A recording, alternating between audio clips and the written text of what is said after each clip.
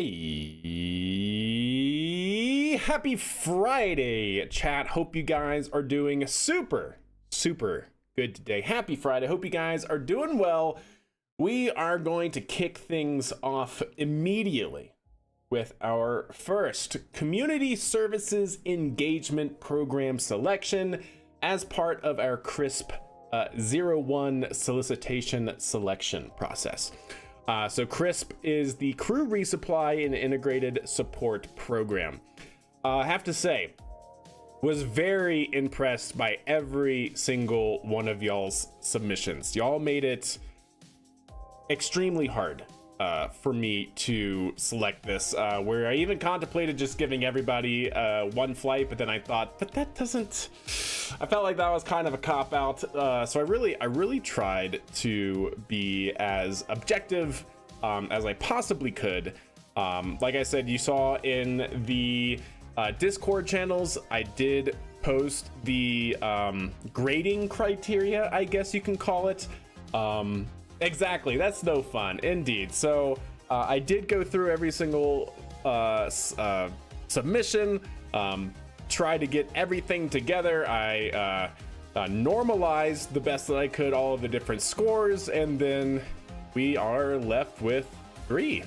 We are left with three winners. But do not worry, chat. What I don't want this to be is anybody to get discouraged if you weren't selected for this, because there are going to be many CRISP solicitations throughout however long we do this save, because we're going to be developing more stations at other destinations as well.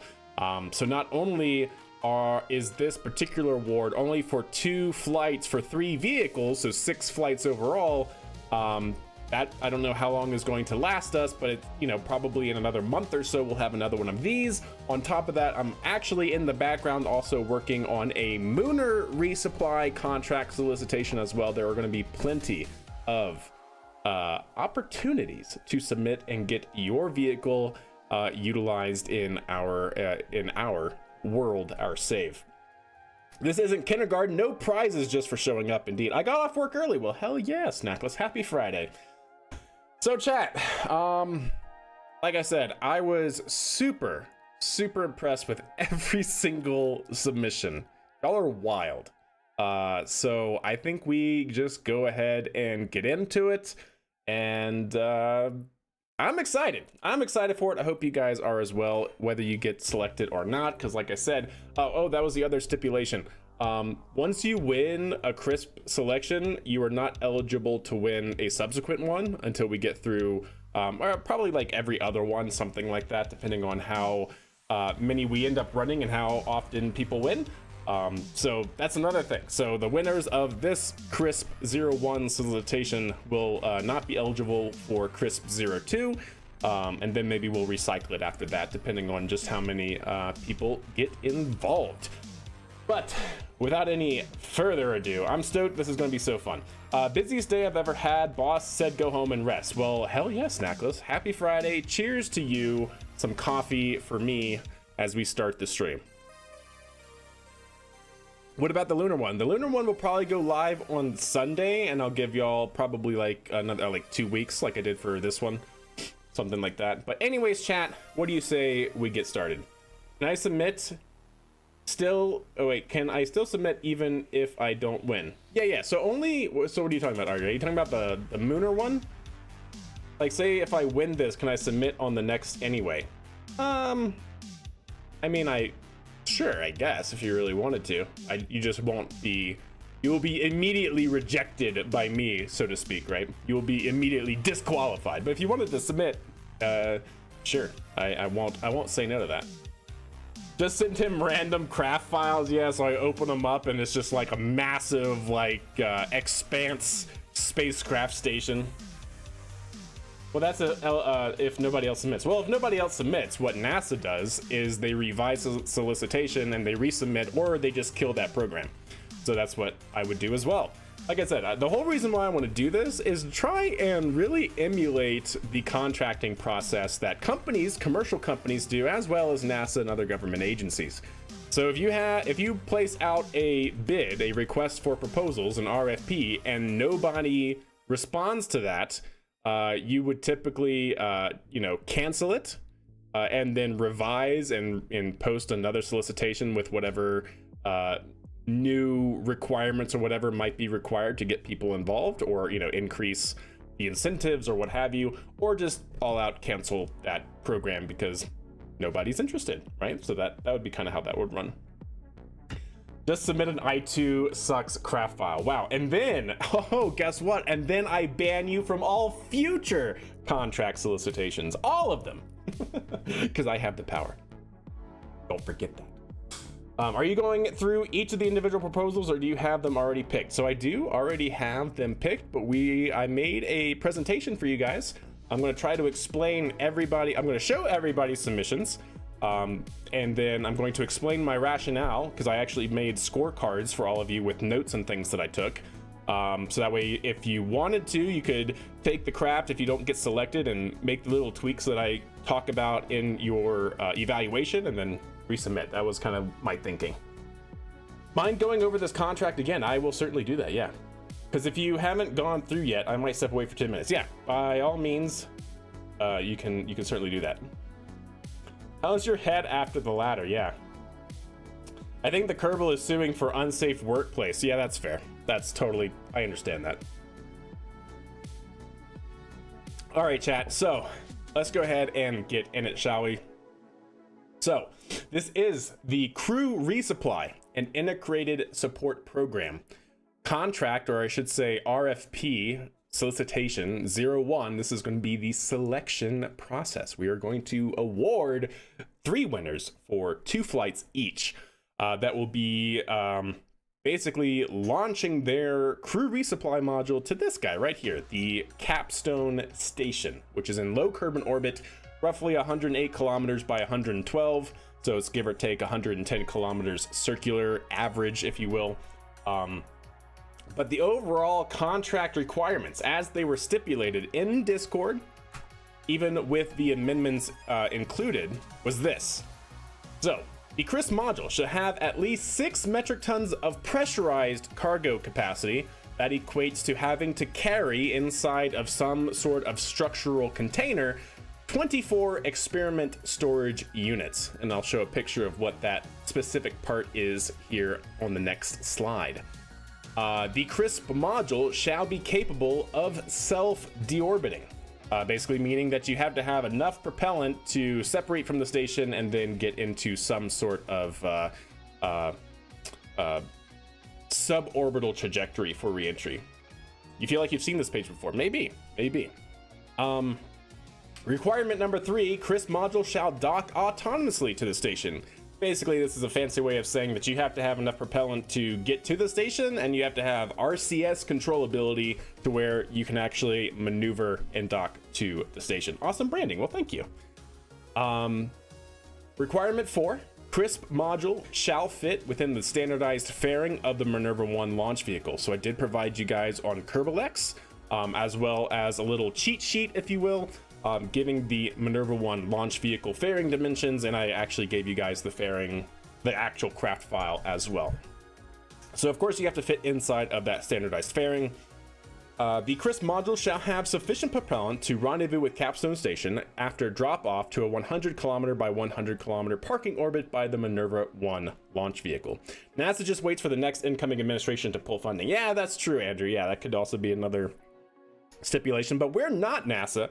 We're not a government agency. We are I2 Spaceworks. We are a commercial company that just so happens to, not only launch vehicles and send people to the moon and have their own stations, but now we're also contracting other agencies or other commercial companies to launch to said stations. But don't worry about the person behind the screen. Requirement 6. CRISP module shall have a docking port junior as the primary docking interface, because our station only has docking port juniors. And then finally, the CRISP module shall use only parts available to Rocket Guy in his save. See Amendment 01, which is in Discord, for the tech tree. And if we actually look at it, so this is on the left, the experiment storage units. If you've never seen this part, I don't blame you. I never used them, but they are in the game. And essentially this is, Chat and I came up with this rule set actually in our last save back in like 2022, when we were doing some of these community engagement style of contracts, if you will. And so this experiment storage unit is basically an ideal size or volume to roughly be 250 kilograms of payload. So we basically use these to represent that payload volume. And so in terms of the contract stipulation of 6 metric tons of pressurized cargo capacity, basically 6 metric tons divided by 0.25 metric tons, because each one represents 250 kilograms, right? 0.25 metric tons, that equates to 24 experiment storage units have to fit inside your craft somehow. Then this is our Minerva Block 1 launch vehicle. So basically it's our medium class lifter. I gave you the fairing dimensions, and also, like I said, I gave you guys the actual craft file, so you could download it off of KerbалX or what have you, load it into your game, and actually build your vehicle around the fairing. And then last but not least for this, this was the actual tech tree. So I basically have a tier 2 tech tree unlock. So tier 2 research and development center in KSC, because we are playing career mode. And so I have all of these parts unlocked up to the highest point that I can before we have to have a tier 3 unlock for that R&D center. So basically all you guys complied. That was perfect. Much appreciated. It was my first time using them purposefully. Oh yeah, indeed, indeed. Hey, not all space programs can be as cool as your company. Well, you know, I appreciate that. Awesome. So this was it, chat. This was the current tech tree unlock. This was everything that you guys had at your disposal to then go and build your craft files, submit them to me, and have ye be judged, chat. So in terms of the overall criteria, we basically had technical responsiveness, which equated to did your craft file or did your spacecraft that you developed meet all of the requirements? That should have been a pretty easy 40 out of 40 points. In fact, everyone did score perfectly on that. All of you developed craft files that met all requirements, so that was perfect. And then the other one to that was actually cost. So cost effectiveness was another one. So I tried to normalize that one, basically having, you know, everything between the lowest submitted cost value and the highest submitted cost value, and then tried to map everybody's submission based on that normalization. I might need to put I2 on 2x speed. Yeah, maybe. You might just have to. And then we also had, so those were kind of like your quantitative metrics. You also had qualitative ones, such as like innovation and creativity, how adaptable your system was and flexible your system was to, you know, unforeseen mission requirements. And then the last one was operational practicality.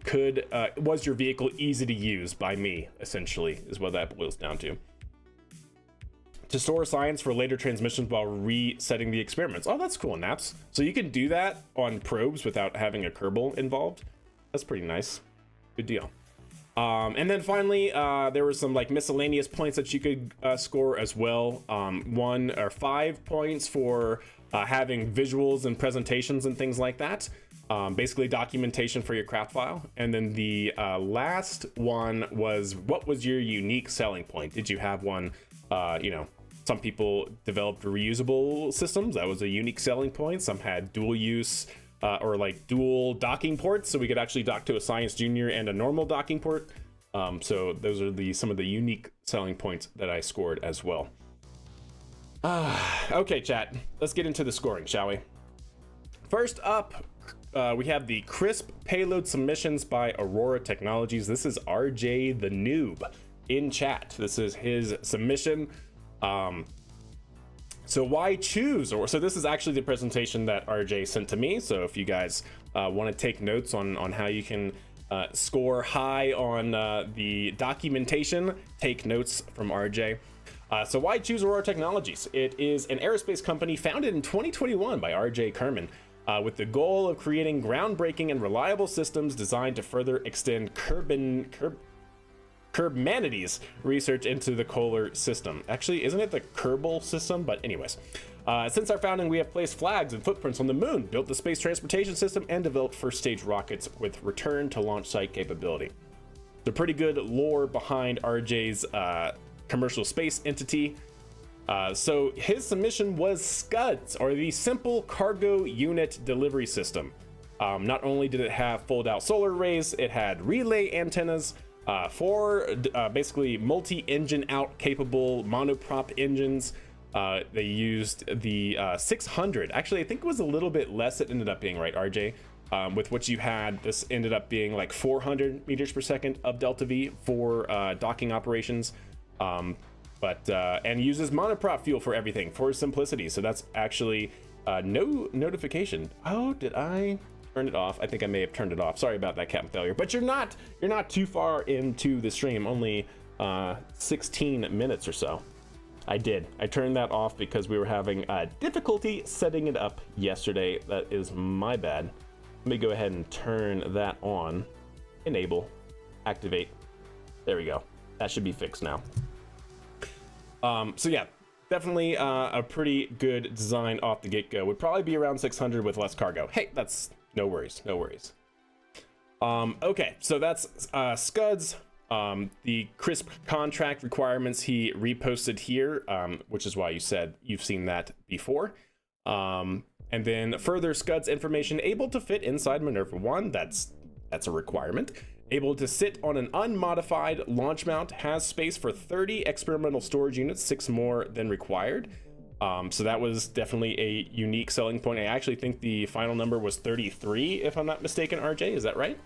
Has a probe core for automated docking and fitted with junior docking ports for docking operations. So here you can see RJ used the 2 docking ports kind of stacked on top of each other because these do allow you to actually dock to the station using both of these.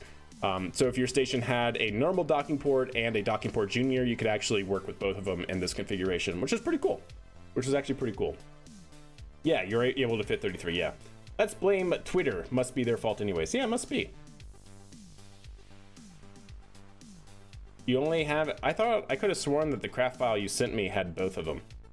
Anyways. SCUDS spacecraft operational information. It has 3 CAL controllers, 2 for deploying mission critical systems and 1 for the relay rotation.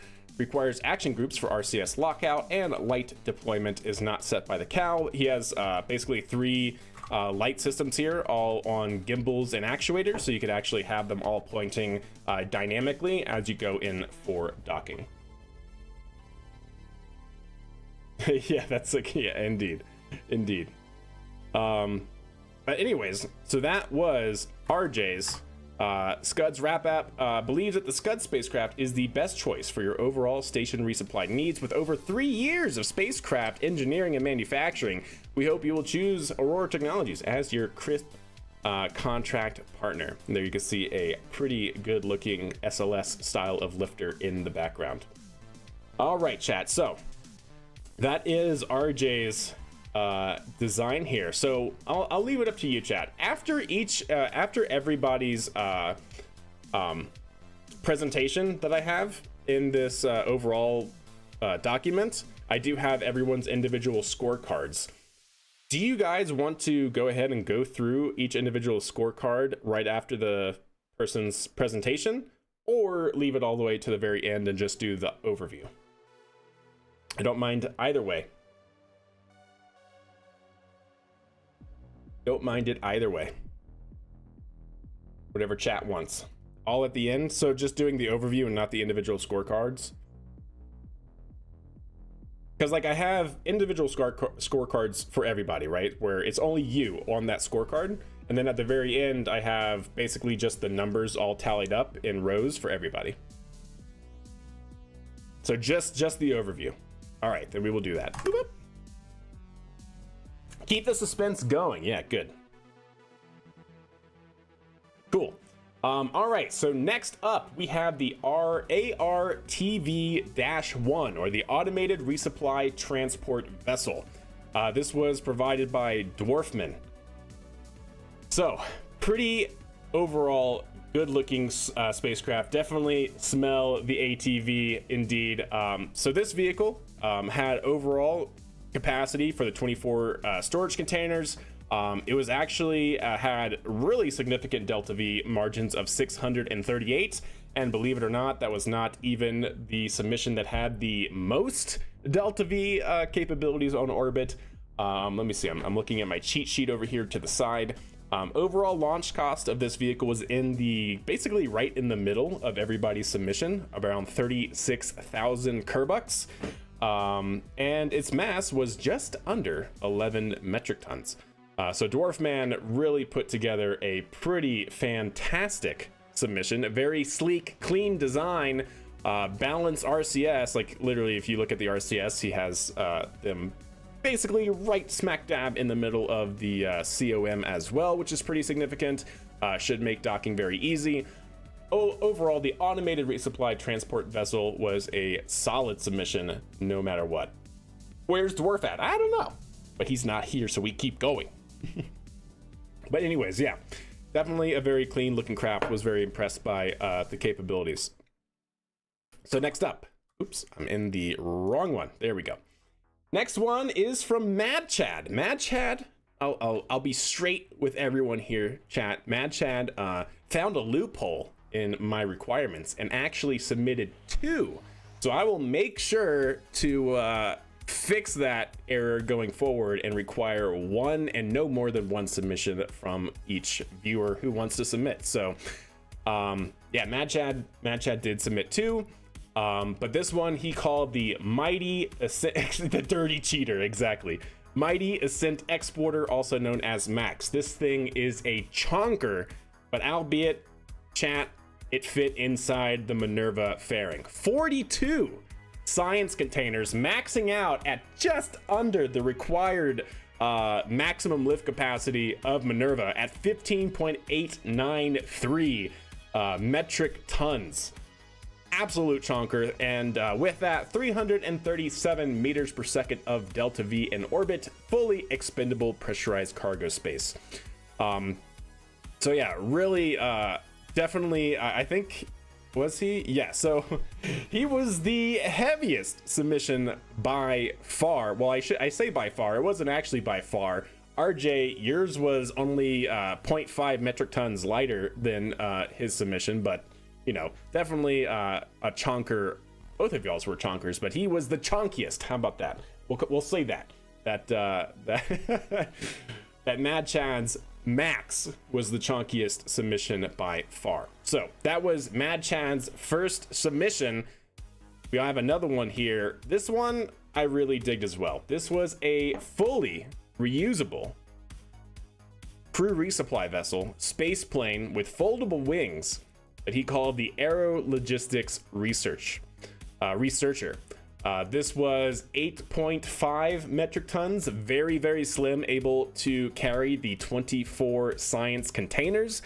The Delta V, I was a little scared about. I don't know exactly. I mean, the 8.5 metric tons, I think, is pretty good. With it being that light, the upper stage of Minerva should be able to carry it through.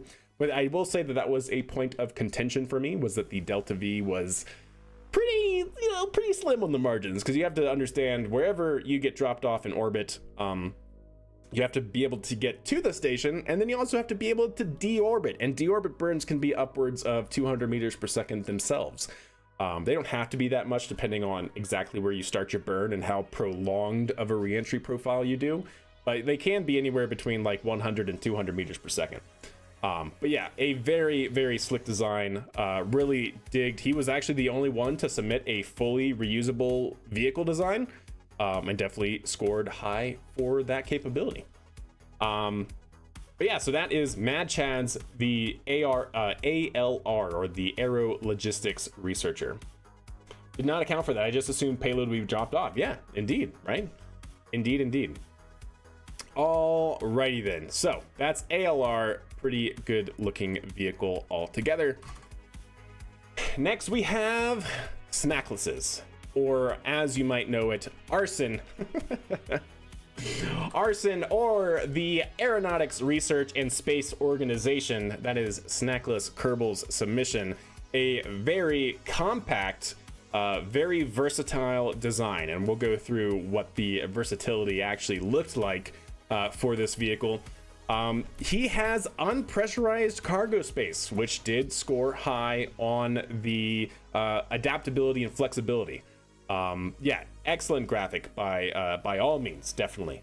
went really into the specifications, which I really dig. So as you can see, the other big innovation part I found on this that Snackless implemented was dual use electric power generation. So not only did he have electric power from solar panels, but he also had auxiliary power units via the oh gosh, what do you call them, the fuel cells, also with the fuel cells. So that kind of added to some of the score on the adaptability and flexibility part, but overall the LTV P1, as Snackless calls it, or the Logistics Transfer Vehicle Pressurized Block 1. Gotta love the acronyms, chat. All of you guys had great acronyms. But the LTV P1 was the third chunkiest submission, and also the third costliest? Most costly? Yeah, that's a word. Was also the third most costly. So he was right in the middle of chunky and cost. But yeah, so the LTV P1 is a great looking vehicle. He's designed it to work for i2 Spaceworks' Minerva Block 1, and also works with his, or Arson's, Astrea 7000 series, a very good looking launch vehicle as well. It's expensive to be yeah, to be beautiful. That's true. Did you mess with each craft, or are you going solely off the graphics? No, I loaded each one into the VAB. I didn't like launch it or anything, but I loaded each one into the VAB, checked to make sure that it fit inside of the Minerva payload bay, or the Minerva fairing, and then also to make sure that the reported metrics were also the same. So in terms of like delta V and things like that. So no, do not just go off the graphics. But yeah, so pretty good looking vehicle. We also have multi-purpose payload attachment fittings. So here you can see the payload attachment fitting set for the vehicle to integrate with the design of Minerva 1, and then you can see it here for Astrea, or Astraea. Is it Astraea? I guess it's Astraea. But yeah, so pretty clean design overall. Payload integration. So this is what it looks like without the shell around it. So you can see he has all of his experiment storage containers implemented just in that cavity there. And here you can see the unpressurized volume, which I really did like. Yeah, Astraea, cool. Oh, so I was right the first time, cool. So yeah, you can also have some unpressurized cargo space, even though that wasn't a stipulation in this contract.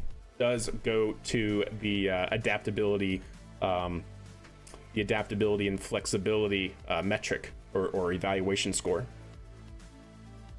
Love the stand. It's pretty sick. Yeah, overall Snackless does goes above and beyond. That is very true. All right, last but not least, here it is integrated with the Minerva Hawk 1A upper stage, as it was designated by chat. Yeah, overall pretty solid. Perfectly fits an MMU. Nice, I dig that. All right, next up, chat, we have Boomerang. Boomerang 1, submitted by Torlov, the mighty Torlov. This was also a pretty cool vehicle. So this vehicle, as you can see here under the vehicle type, also this entire sheet was he made as a graphic. So Australis Aerospace, he created a partially recoverable cargo vehicle. So what does that mean? The service module here is separable from the cargo resupply container. And so you can get back your storage containers inside of this vehicle, which is pretty cool. So we have a fully reusable ALR, and then we have a partially reusable Boomerang. It is capable of 6 metric tons of upmass, and not only that, chat, but get this, 818 meters per second of delta V on orbit, which is pretty incredible. Very, this one scored very high on the innovation and flexibility for obvious reasons.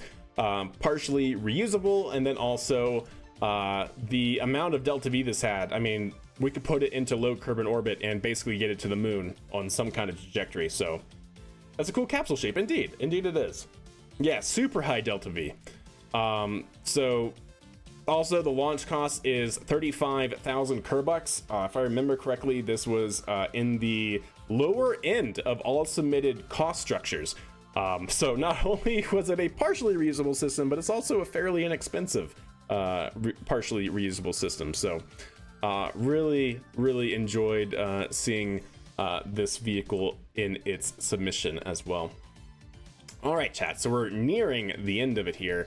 I think we have just one more, if I'm not mistaken. Yes, that's right. We have the ETV, or the Experiment Transfer Vehicle. This was submitted by Deke, otherwise known as the Mechanical Jebediah. So the ETV, or the Experiment Transfer Vehicle, is a pretty slick design, chat. So a couple things to note about this vehicle. This was not only the lightest of all submissions, this was also the least expensive, most cost-effective of all submissions.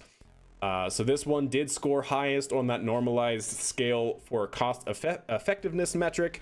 And not only that, but he also, of course, had all requirements met as needed. So needless to say, Mechanical Jeb was the only one, because I normalized the cost effectiveness one, was the only one to score a perfect score in the technical responsiveness category.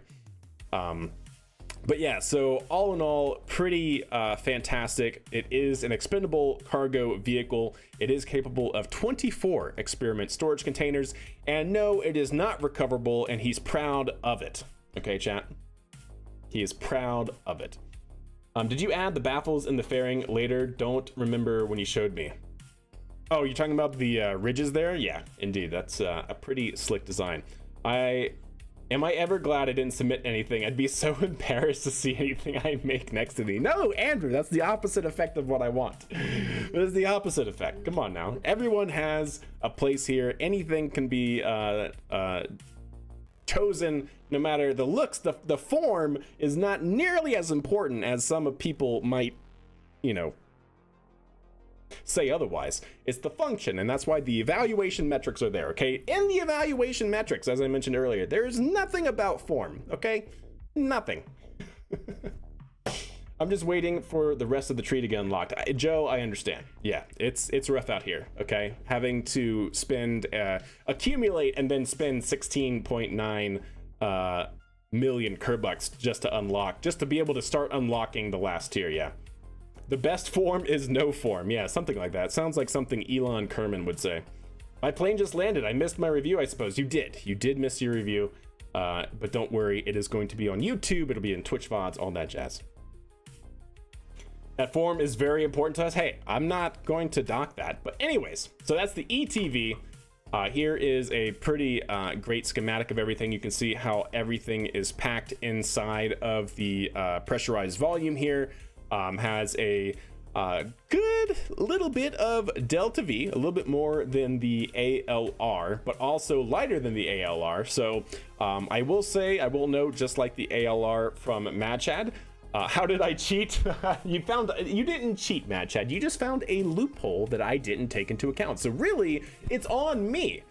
Because I should have stipulated that only one submission per viewer, but I didn't. And so going forward, that will be implemented. But yes, there was a loophole that I did not account for, but all good, no matter. So I will say, for the ETV, there was a point of contention for the lower Delta V margin, only 290 meters per second of Delta V, but he also gave metrics for the amount of RCS Delta V, and on top of that, he was also submitting the vehicle with the lightest overall mass. So I did try to take that into account as well. All right, chat. Let me just see. I think that is all of them. Oh, nope. Okay. Sorry. One more, chat. One more. Also, he had this great looking slide. Experiment Transfer Vehicle is precise, autonomous, and modular, taking into account an inspiration from ATV, the HTV, the Orbital Sciences Cygnus, and we've designed ETV to be balanced, reliable, efficient, and simplistic. And I do have to say that that is exactly what came across, Mechanical Jeb. I could have squeezed another tank in there. Yeah, it's all good. It's all good. You did it for the submission, so I cannot score you on anything else, but it's all good. It's all good. You were a little worried about clipping. Yes, that was an amendment that I made because I did not take into account, if you guys know, I've even done the same for, I think, Minerva or Max Servo, one of those. Oh, for our capsule. That's what it was, chat. It was for the CEV. The question came up of like, so I say that don't clip the experiment storage containers right into each other. And I say to basically have them in a hollow, what would otherwise be a hollow space, or what would be considered a hollow space. Did not account for fairings being used to develop the overall structure of your body. And so you can see here, he used, I think, 4 overall fairings with 3 fairings kind of in that middle, what would otherwise be a hollow space. He asked, can you clip the storage containers into this? Not something I accounted for, but I did state in the amendment 02, I believe, for this RFP, that was acceptable, because you know, this is a game limitation. We only have so many parts that can build structures to our overall design. And so I'm perfectly fine with payload fairing plates being, you know, pretended not to exist in this sort of use case. Could have used 2, but aesthetics. Hey, I understand. Was the KES covered as well? Very important submission as well. The KES, no. I have not shown the KES. But yeah, if you guys want to see Mad Chad's KES design, blam. Let's see, where did you post it? General KES. Where? Ah, yes, the KES chat. This thing, right? This chat. This is from Mad Chad. We all know that Thomas forgot to wear his helmet as he's going down the ladder and fell off of the platform. He's fine, but you know, all things considered, dangerous to say the least. So we at Mad Chad, or Mad Rocketry, developed this thing, chat. It's genius. So you turn on the engines before you go down, and if you ever fall off the ladder, it yeets you to the point where you can then deploy your parachute. Brilliant. Absolutely brilliant. So yeah, that's one way to ensure your he's having a good time. One way to ensure that your employees at I2 Spaceworks do not harm themselves coming down from the platform. So safe. It's so safe, you have no idea. I think you missed an important update from Aurora Technologies in that chat. Oh, did I? Stand by. So by the way, chat, I do want to have a disclaimer before I put out the final results here, and we'll talk through them. Oh yes. So you're being serious, RJ. So in that case, RJ was immediately disqualified because, as you guys can see now, we did get this this news update from Aurora Technologies that they are going to withdraw from CRISP. So there you go, chat. CRISP is immediately rejected by their own desire. Hey Riley, hope you're doing well. Happy Friday or Saturday, depending on where you are. The bot should post Discord. There he goes. I don't know what it is with YouTube, but the Discord to Nightbot communications are uber slow. But anyways, chat, let's get back to the final. Are we ready? Are we ready, chat? So like I said, before we show the results, I would love feedback from all of you that submitted, as well as those of you that didn't submit, on what you thought of this process, because I do want to do more of these if that's something that you as viewers want to see and be a part of. Always welcome for you know, constructive criticism on how I can make this better for you guys, all that jazz. So like I said, before showing the results, do not get discouraged if you did not, if your vehicle did not get picked. I could only make a decision for 3. There were 7 overall submissions, so unfortunately I could not, you know, give an award to everybody. I loved everybody's designs that were submitted, all that jazz. It was fun. That is all awesome. Okay, so yes, do not get discouraged. There will be more of these, and probably more, basically the same exact RFP, because we're going to have to, once these resupply vehicles go to Capstone 2 times each, their contract runs out, and we'll do another one of these specifically for Capstone, probably the same requirements. So if you wanted to, you can make tweaks to your design if you don't get selected and resubmit, since the winners of this one will not be eligible to be a part of the next contract. So just putting that out there. I started watching recently and been lurking. Now I want to participate on the next one. Well, that's good, because the next one should go live on Sunday. If not Sunday, Monday. It'll be for Munar resupply, but we'll get into that once it's actually out. Yeah, so much fun. Ended up finishing my station thanks to motivation. Awesome. Good to hear. Good to hear. It's all good. Nightbot seems slow everywhere as of late. Loving this content though. Keep it up. Much appreciated. Much appreciated. Okay, chat. Here we go. Hope you guys enjoyed it. The winners are Snackless, Torlav, and Deke, otherwise known as Mechanical Jeb. Here you should be able to see. Oops. There we go. Here you should be able to see everybody's score here. We can talk through everybody's individual scores if you guys so desire. Snacklet scored a 95. Torlav, with his partially reusable vehicle, scored 98, the highest overall. And Deke coming in with the very, what did you call it? The reliable, efficient, and simplistic design. Those definitely shined and came through. And those are the three winners that will have 2 flights each to Capstone Station that we will probably be doing over the next couple of weeks, because we have Kerbals at the station and we have to do logistics as we send Kerbals up and back and all that sort of stuff. The man of the hour. Hi, Rocket Guy. Hi, chat. What's up, Smoke? Hope you're doing well. All right, chat. So that's it. So we can talk here very briefly.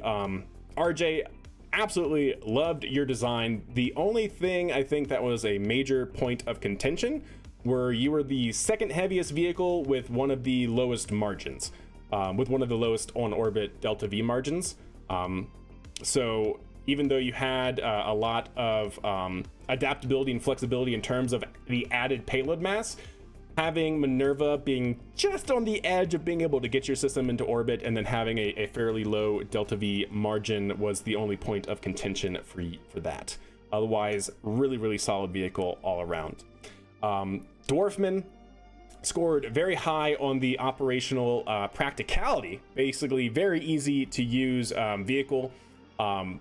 The innovation part I felt was just a little bit lacking in comparison to the others. So I tried to basically score everybody on the innovation and creativity on kind of like a normalized scale. So obviously the ones that were doing the partial reusability or full reusability had the highest scores, because that's super innovative, especially when nobody else did them. And then somebody like RJ used like the dual docking ports and had multi-engine out capabilities and all these sorts of things. So I tried to normalize these scores overall.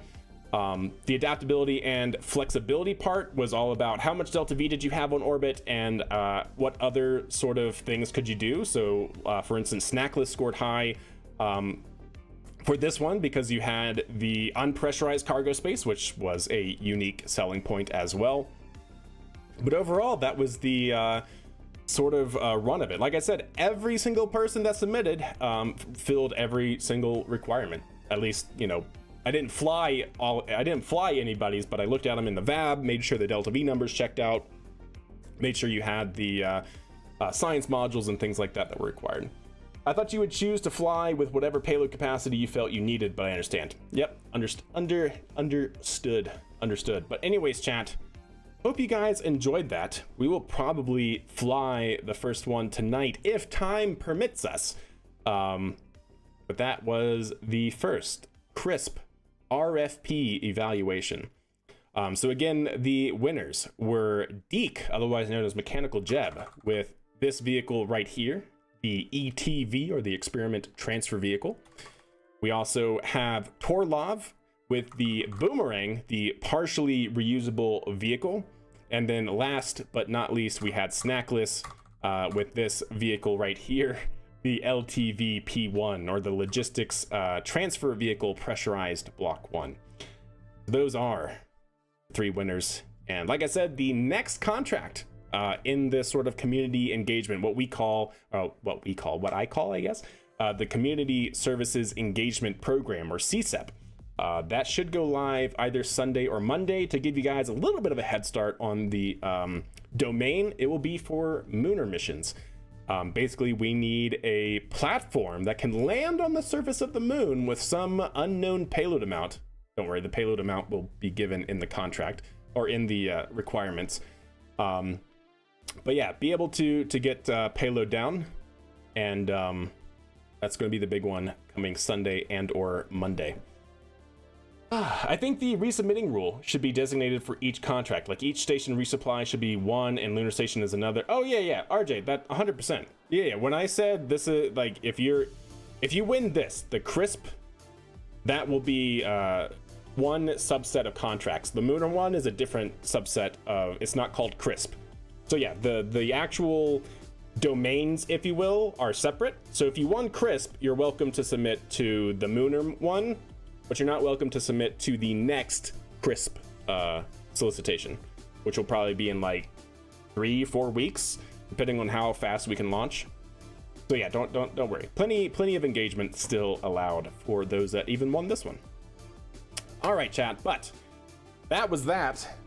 Let's go ahead and get into some Kerbal Space Program. What do we say? Any feedback from mine is in their review, I assume. Yes, I will post that document so everyone can see the evaluation scores. So Mad Chad, for you, the first one was, I really dig that yours could fit 40 science containers, 10.5 metric tons of vehicle, of payload, but your Delta V margins were a point of contention for me. Because you were basically at the very max of what Minerva is rated for, and then you also had fairly low Delta V margin for max, so that was kind of like, I don't know where this might actually fit in. And then the ALR was super awesome. I really like the ALR, the fully reusable space plane. I think you scored high on everything except for, I think you scored a little low on the operational practicality, and not like, you know, it's not like you scored 5 or something like that. I think the total points were out of 15 and you scored like an 11, something like that, because of, again, the Delta V margin a little bit, but also because of the foldable wings. I don't know how robotics on wings, like I've never used them before, so that was a point of contention for me. Otherwise, yours was one of the highest rated behind the top 3. Lander is very not Minerva rated. yeah, I don't, we'll see. I probably not, no. Probably not going to be on Minerva. It will probably be Max Servo, don't you worry. Very easy to pick up and go. Awesome. Glad. That's actually really cool. That was the first feedback I got on Minerva. I'm very, very glad. I'm curious how my craft would perform if reduced the cargo capacity to 24. Let me know your Delta V numbers, because I think yours scored high on everything except for that Delta V number one, right? But essentially on the adaptability, flexibility, and some of the operational practicality, if I'm not mistaken, because it was so heavy and low Delta V. If someone has to make a space plane with fixed wings, what are the fairing rules? So it's stipulated by the requirements. So for this one, it had to fit inside of Minerva. So you wouldn't be able to necessarily make a fixed wing vehicle. You would probably have to go with like a lifting body design or something like that.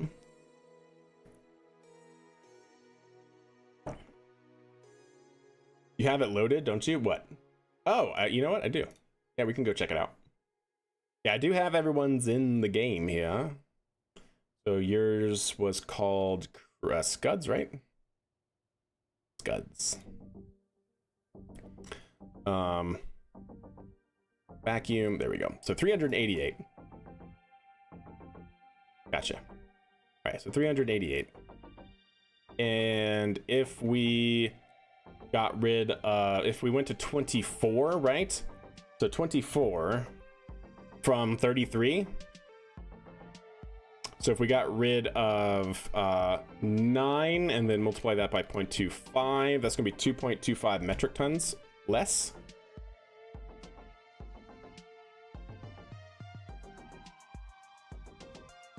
Where's your tank? There it is.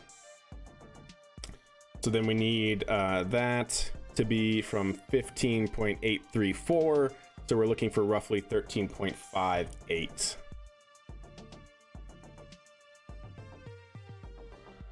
So something like that. 460 definitely would have scored a little higher on the operational practicality. Yeah, definitely. And you're full there, right? And you're full there, yeah. So yeah, a little bit. Definitely would have scored higher. I don't know how much higher. I'd have to look back at my Excel spreadsheet, but yeah, definitely. And what does that do to your cost? Because that was another one, cost effectiveness. 57. You're still you're still the most expensive, believe it or not. So you did score lowest on the cost effectiveness one. Why? What is so expensive here? Is it these? The cargo storage unit? Are those like stupid expensive or something? 1500? No. What's so expensive? The cow controllers? How much are cow controllers? 1,000? The servos, the robotics, maybe? No, not the servos. 110? What's so expensive? All the storage containers? If you got rid of some of the storage containers? That's only 1,000 as well. So that'd be 4,000. That'd be 4,000 roughly? Less? I'm not sure. Deploy the solar arrays. Blam. It's a good looking craft. And I really dig the light setup that you did there. It's pretty sweet. Like I said, I was impressed with everybody's submission. No doubt, 100%. It's pretty sick. There's a cal for it. Oh, that's right. There is. Solar deploy. Okay.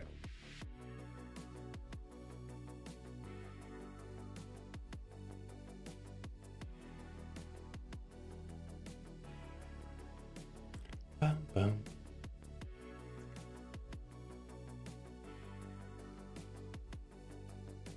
Stop. That's awesome.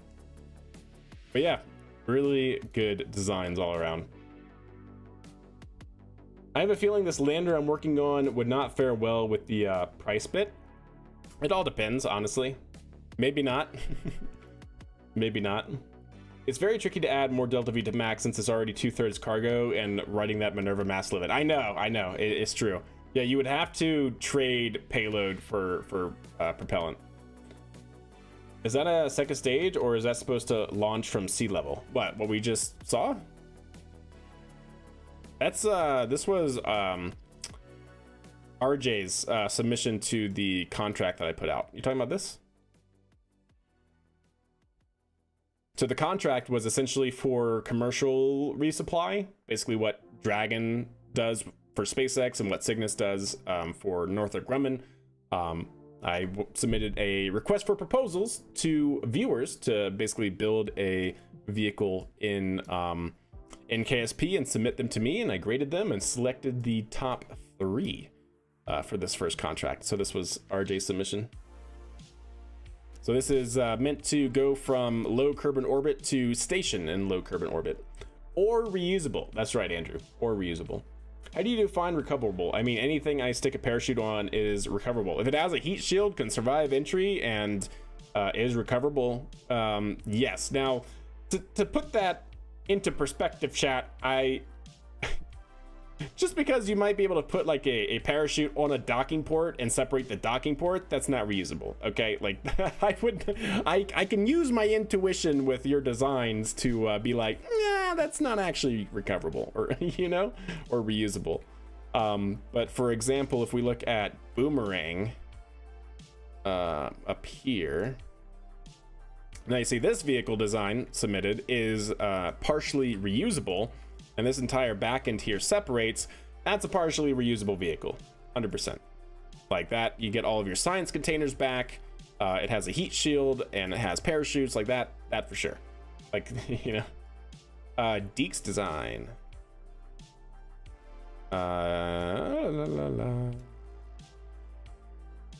There it is.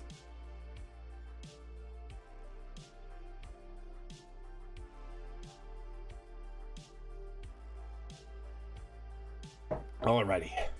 Yep, that's Deke's design right there. Again, super lightweight. So I will note, oh yeah, also I thought it was kind of clever, Deke, how you implemented the correct mass for each storage container. So he put an Oscar B to be the correct mass amount in each storage container, and then was able to put that into symmetry, which was pretty sick. Pretty sick, if I do say. My lander has a tank, then a small tank sort of clipped into the bottom, with the idea being it would squeeze a little extra fuel into the volume made up of rove mates I use everywhere without upping parts and making you to refuel it. How does that fare with clipping rules? So yeah, clipping rules, I'm fine. So basically I go by minor clipping rules. Don't just egregiously put a tank inside of another tank, right? Don't just, you know, do essentially this. All right, don't do that. If you don't do that, I'm fine. Struggle to refuel it. I gotcha.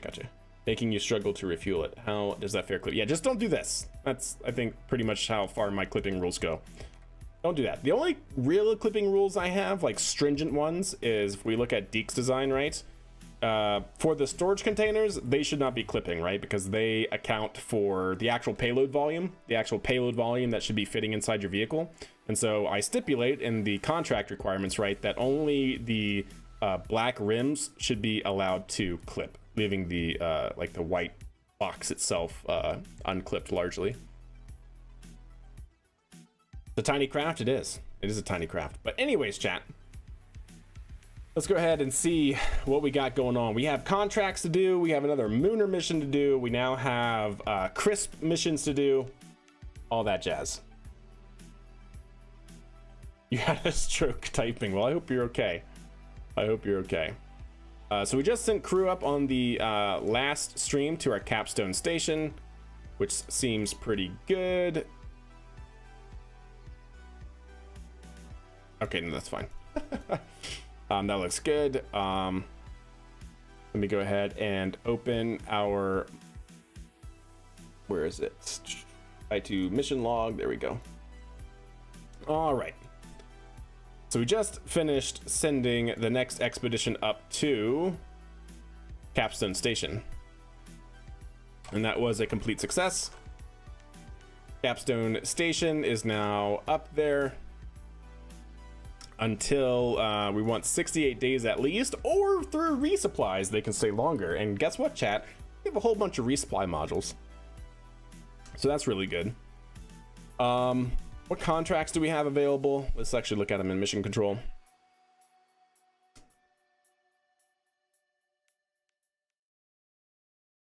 At least 5 Kerbals. Build a new station that has an antenna, has a docking port, and can generate power. So this one, very easy to complete. We can do that with our next Munar mission. A new orbital station around the moon. Ooh, I do want to do that. That would be excellent. Another chance for another crisp. We'll call it something different, but for another community engagement. Position satellites. You know what? Let's do a couple of the position satellites, because we have a lot of those, and let's just go ahead and get them done. So under the contract, gosh dang it. Build a new orbital station. Position satellite in polar orbit around Kerbin. This is going to be for reaction. As for agency, reaction. So we got to go into this one, which is going to be 9 million by 8.8 million into a polar orbit. So that is going to be the next one we do, right? Meow. The probe must be fully assembled when launched, reach the designated polar orbit, must have an accelerometer on the satellite. Okay, easy peasy. A Lego rocket? That'd be pretty sick, Andy. Absolutely. Makes it so you only look for 2 tanks instead of 10. That's fair. That's fair. Hey, Isaac, how are you? So I'm sure you know of Integ's on YouTube. Kind of would like your opinion on his latest engine design. Are you talking about the laminar flow design? Is that the one you're talking about?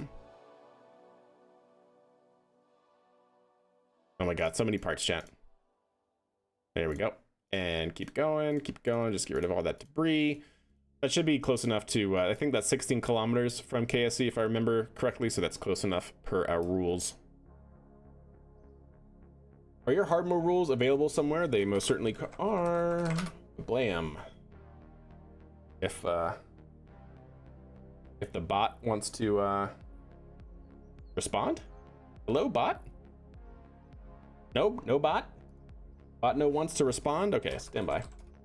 It's on my website. I'll post it here. Hardcore rules. There we go. Blam. There it is. I finally built a functional SSTO, 2 of them. Well, hell yeah, Isaac. Good on you. Good on you. That's awesome. All right, so we got to go into polar orbit, right, chat? We need to make sure we have a vehicle that will fulfill the contract. We have to have a satellite. Let's see here. Let's put up another resource probe, I think. I think all it needs is, see, that's MER. That's not what we need. Where's my resource scanner? I know I have one.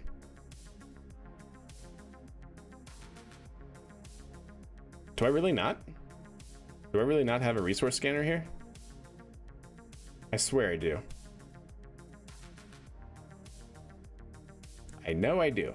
Somewhere. Really? I guess not. Okay, it must be in I2 orbital.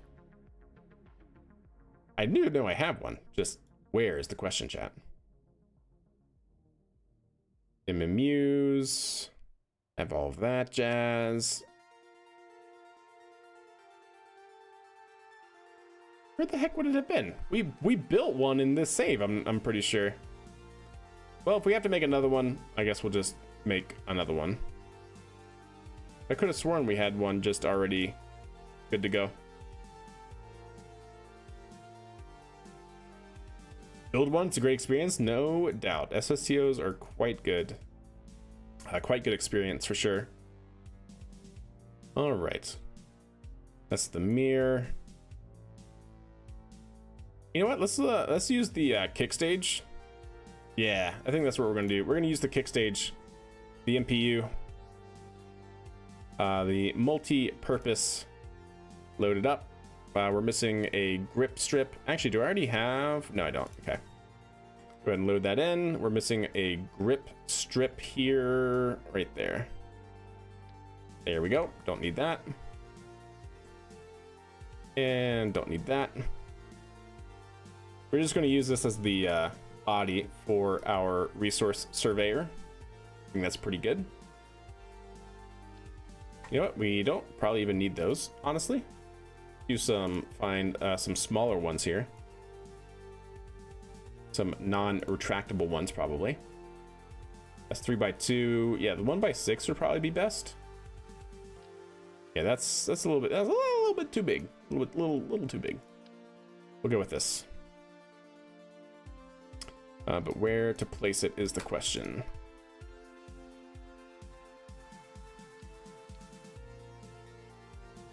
First interplanetary travel, nice. You love building probes? Yeah. No doubt. How do I want to do this, chat? Just trying to find a good place to put it. Let's actually, before we do that, get the actual resource scanner out. Under science? Yeah. I know the resource scanner is pretty large.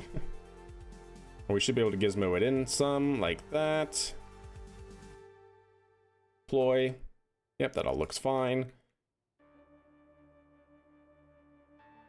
And I think what I want to do is remove that from symmetry, because I don't think it actually needs a lot of RCS. And then we'll also remove that one from symmetry. There we go.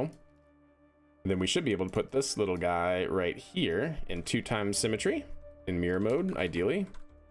There we go. And now that RCS ball is not in the way. And there we go. So now we should be able to extend it. No problem. Yep, fairly easy. Oh, oh, oh, my bad. That's not, no, false. It's fabricated, chat. It's a lie. Which one do I actually want here? Oh, of course that would be there. Son of a gun.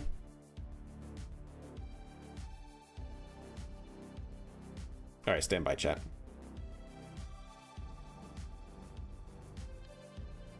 Just need to find a place for it. We actually don't need a lot of RCS anyways for these. So.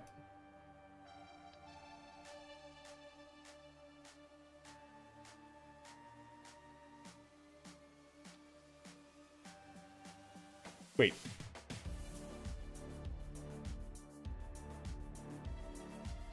No, that's right. I'm sorry. I confused myself, chat. I confused myself.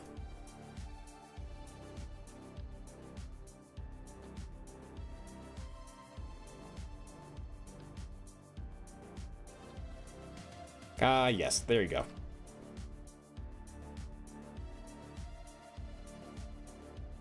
Make sure it looks integrated. There we go.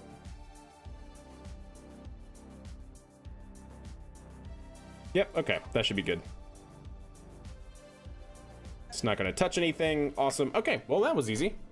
That's not going to be the NPU. This is going to be the Resource Surveying Satellite, or the RSS. Save it. There we go. And let's go ahead and get Minerva, and we'll be good to go, chat. Can you say that in here? Of course. Max is, have you snuck any real satellite designs you've worked on in the past into KSP streams yet? Yes. 2 of them. Actually, one of them wasn't even mine. A viewer made it.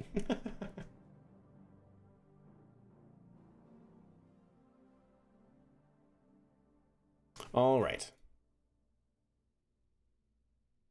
Max is probably going to end up a dead-end design, so ALR will see some iteration for the next round. If you ever need a super heavy load to capstone, it'll be great. Perfect. All right, that sounds good. Hey, what's up, no one? How are you? All right, let's get our Minerva vehicle out. Minerva is here. Minerva flight ready. Loaded up. There we go. This one's going to be going into a pretty high polar orbit to complete a contract.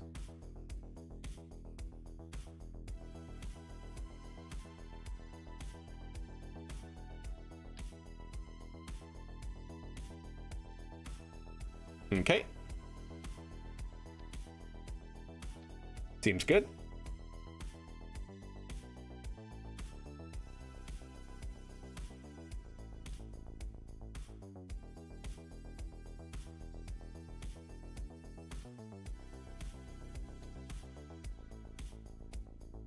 Seems good. All right, let's go ahead and save it as is. Make sure we didn't mess anything up here. Nope, we're good. And also for this one, chat, you know what we forgot to do? Not that it's a big deal. We'll make sure we get it done. Meow. We need this one, an arrow cam. That arrow cam is going to go right here, not in that type of symmetry. One-time symmetry.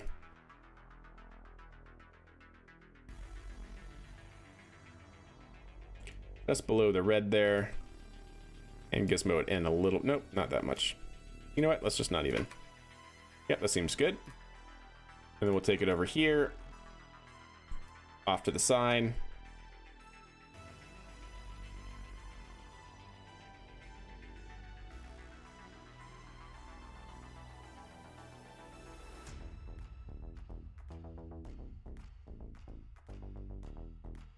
Okay, and gizmo it up.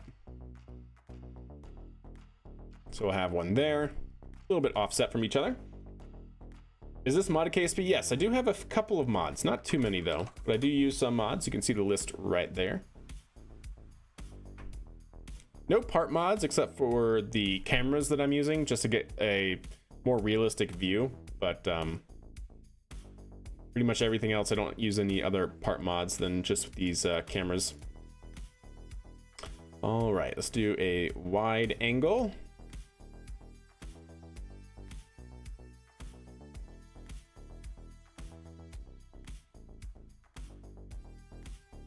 Okay, that seems pretty good. Let's get another one here, put it on the bottom, on the side. Yep.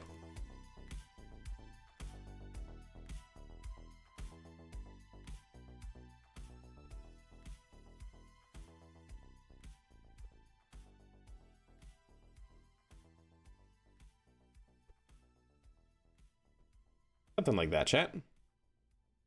Okay. And then last but not least, we'll get a science cam. We'll put it in the front here.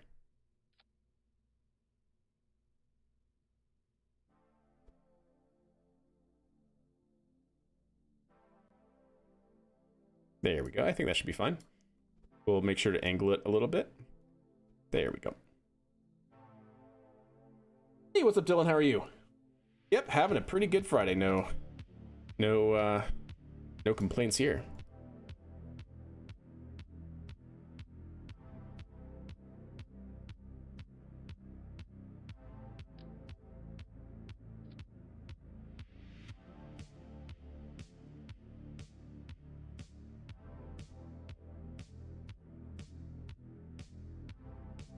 Okay, let's go ahead and save it. Let's go ahead and put it on the launch pad. We'll check the camera angles and we'll be good to go. Cameras on the Minmus landers when you do them. Maybe I'd be down.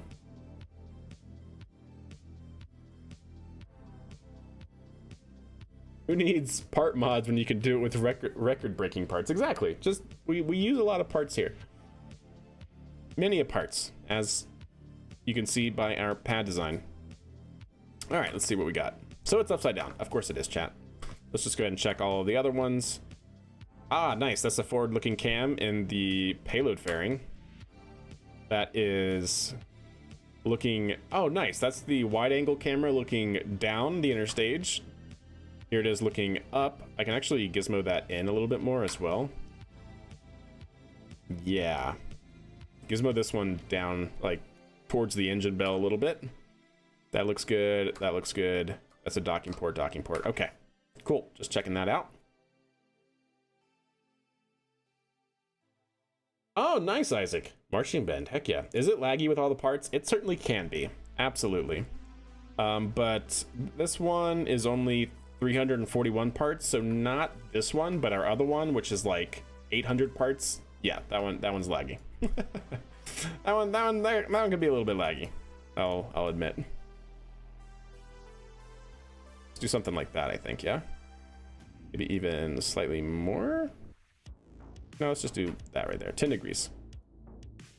That, and then we need to flip this one around.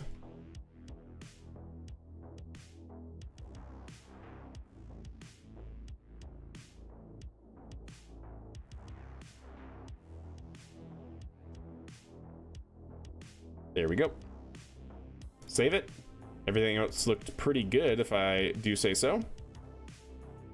Save it, and let's go ahead and launch it. And in the meantime, since it is the first hour up, chat, if you guys are new to the stream, on the Twitch side, I do run ads manually in order to get rid of all of the Twitch injected ads, whether they're pre-roll ads or even the mid-roll ads that Twitch injects sometimes.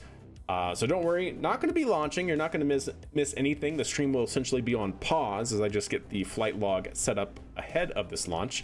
And I'll see you guys here back in 3 minutes, and then we will launch the rocket. See you in a second.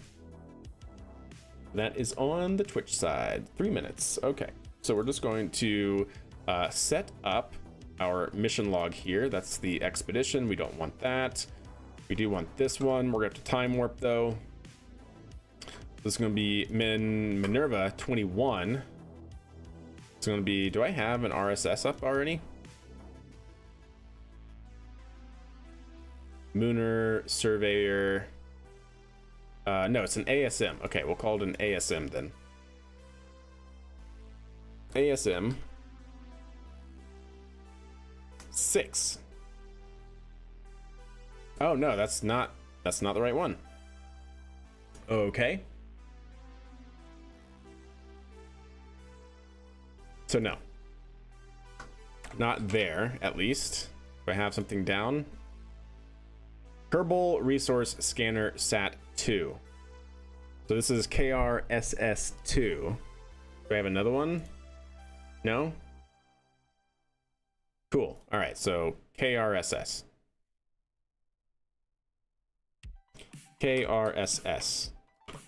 Kerbal Resource Scanner. Wait, SAT. That's right.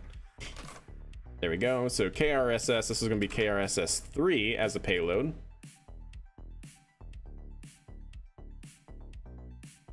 There we go. Put it here. Kerbal, or Kerbin. Is it Kerbal or Kerbin? Son of a gun, chat. What did I do?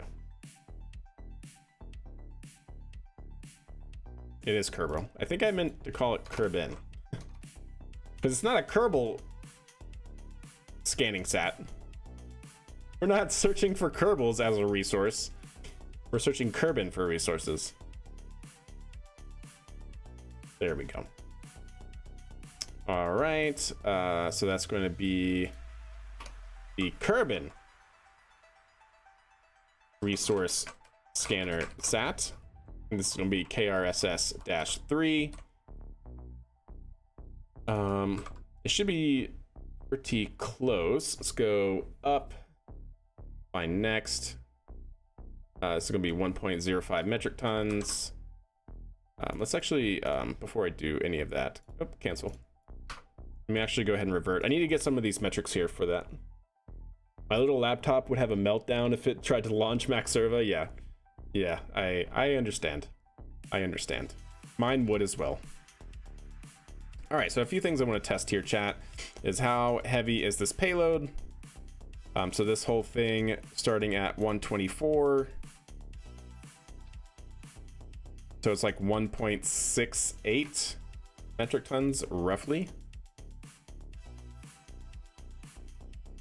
1.68. 1.68 metric tons. This is not going to have any crew. Launch cost is going to be 64,304 bucks. Mission objectives. Yep, this one right here. For the most part, we'll change the orbit if required. There we go. Desired orbit around Kerbin for contract. That's going to be in those. And for us, there we go. So that's going to be at 9504 by 8888. At 90. Oh, you know what? I need to put an accelerometer, don't I? And 273.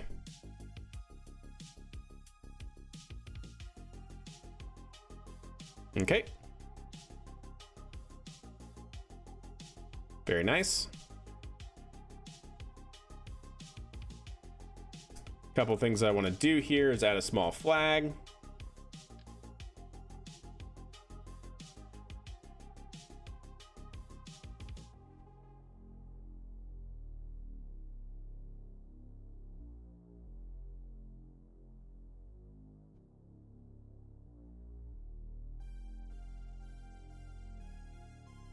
Okay, so this one is going to be made for who? Reaction systems. Wait, really? Why can't I now select that? Really? That's messed up. There we go. Go ahead and do that. Dark panel, set flag, reaction. Reaction systems, accept. There we go. Really? It's still inside of that? That's crazy. Ooh, there we go. That would be probably the perfect place. Stand by, chat.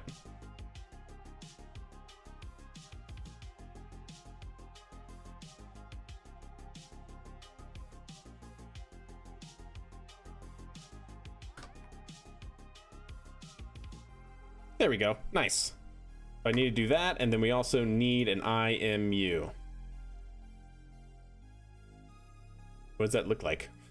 What does the IMU look like? Oh, do I not have the IMU? Oh, is it this? The accelerometer? Must be the accelerometer, right? The seismic accelerometer? Is this what I need for the accelerometer that is required? It has an antenna and can generate power. Have an accelerometer on the satellite. Is it this thing? Yeah, must be.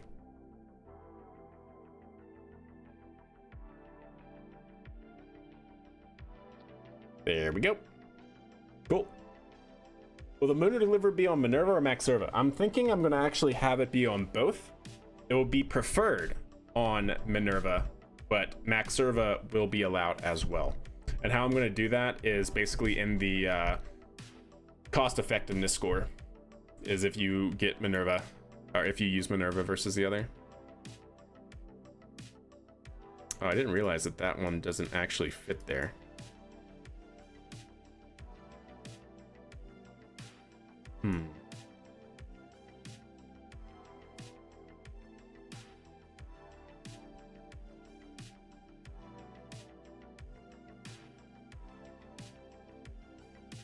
There we go. Seems good. All right, well, I think we're good, chat. I think that's all that we needed. That should be everything. Accelerometer, going to that orbit, doing that. Okay. We have our price tag. We have our mass. Our objectives are... Oops. Did I accidentally get rid of the objectives? Yes, I did. Oh, dear. All right. Well. Oops.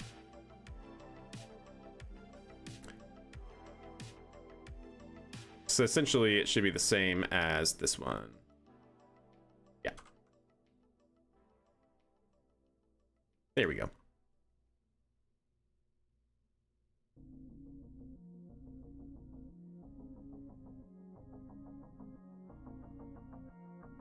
Yep, that seems good.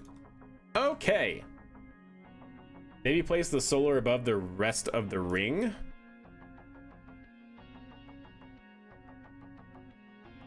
I think I like where they are for now. Could put them up there. Because this is a drop stage. So this will actually drop after the propulsion is used. But I think we're good. I think that solved the issue. Well, I guess we'll find out, right, chat? I guess we'll find out. All right, let's go ahead and save it. Make sure again that our, ooh, yeah, see that? That's not great. That's not what we want. We don't want to see that. Yep, we definitely don't want to see that either. Check your staging, chat. You know how it be. Okay, now let's save it. Make sure no Kerbals are around, not even possible. Good, and let's put it out on the launch pad. I'm gonna have to time warp some days into the future.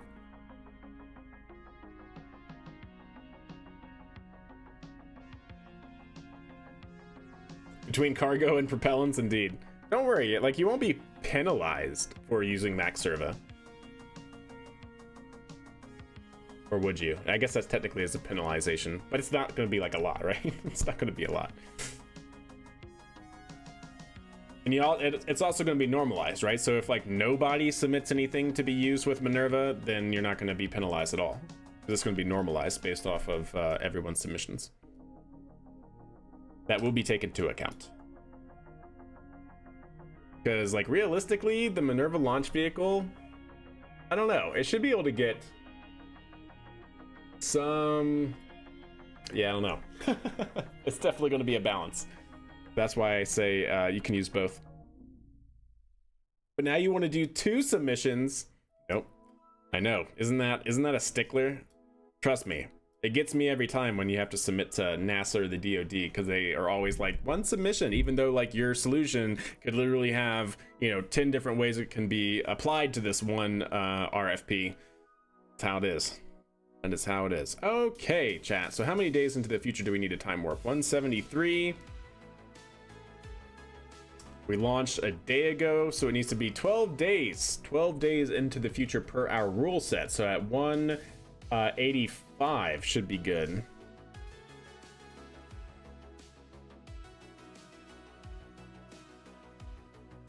Oh, we got more mystery goo observations. That's cool.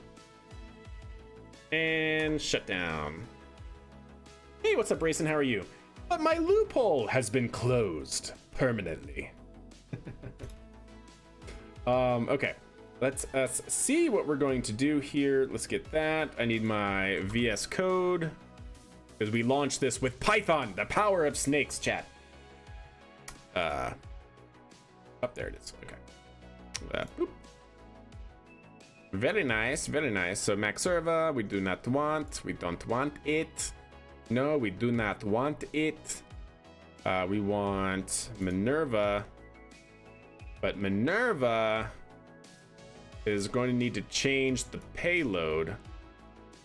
And this. Upper stage liquid fuel? Why is that 0? Alright, well, stand by, chat. I gotta do some finagling here. Make sure our components are correct.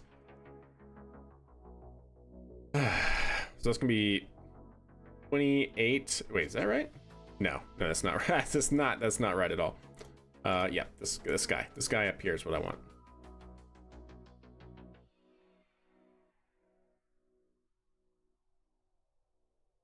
So it's going to be 720.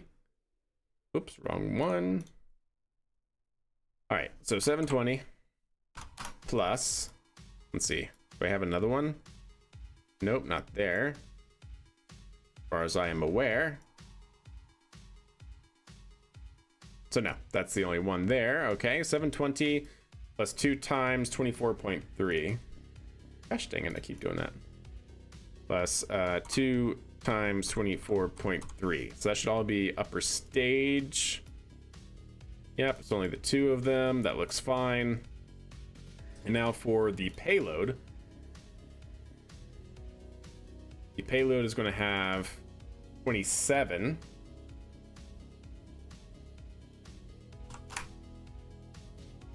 And then what is this? 1, 2, 3, 4, 5, 6. So let's see. That one. 1, 2, 3, 4, 5, 6. Yeah, 6. 6 times. And that's going to be 6 times however much this is. 9.9. All right, there we go, chat. That, I think, should do it. Should be ready to roll. Hey, what's up, Nova? How are you? All right. I want to thank you for helping me when my game was glitched. It works again. Awesome. Glad to hear it, Rams. What was the solution? What'd you have to do? I'll probably try my darndest to get something crazy on Minerva. I do have ideas. Well, there you go. Make it happen, Captain. Make it happen. Okay. We should be able to see that. Chat.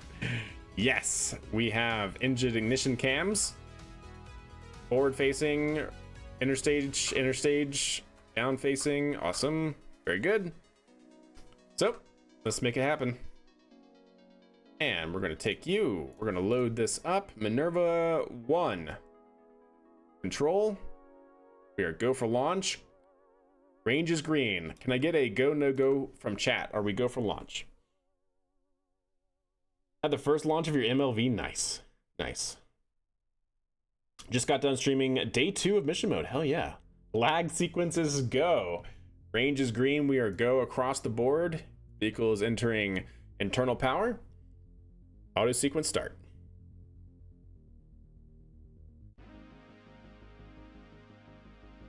All systems nominal.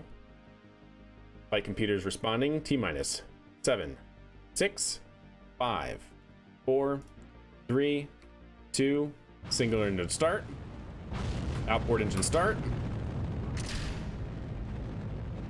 And we are away. Vehicle Minerva 21. Roll program complete. And all systems are looking nominal. And you know what I forgot to do, chat? This is supposed to be going into a 90-degree orbit. This is supposed to be going into a 90-degree orbit, chat. I'm taking manual control of the rocket. No Python, chat. No Python. I'm sorry. I'm sorry. It can't be done. It can't be done. All right, are we like completely off? Oh, nice. We're 90 degrees off. Perfect. That is exactly what I wanted. Okay. Right. We're going to... I don't actually know how we're going to do this, chat.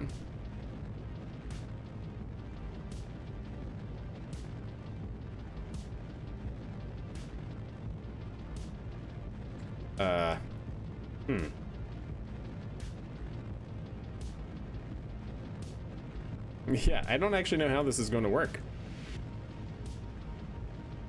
90 degrees off is close. No reverts. Not this time. This was all error on my part. I would like to point up. And I point vertical to give us some time here. Tease it. Tease it. Thank you. All right, we're going vertical. Let's work the problem. So from here, we're going this way. So I actually need to probably be going south. I need to be going south. Let's go south. Let's go south, chat. That's what we're going to do. We're going to go south very fast, actually. We're going to go south in an extremely dangerous trajectory. That's what we're going to do, chat. Yeah, don't ask me why or how, but that's what we're going to do. This is going to be this mission's probably going to fail. I'm just going to put that out there, chat, because yeah. Anyways.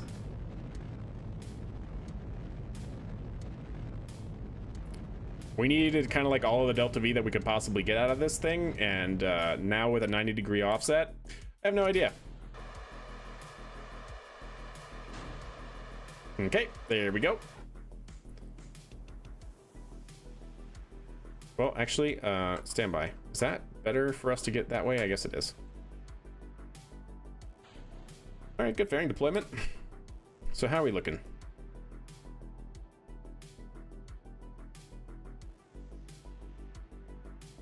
Actually, you know what? We need to be going the other way. We need to be going this way.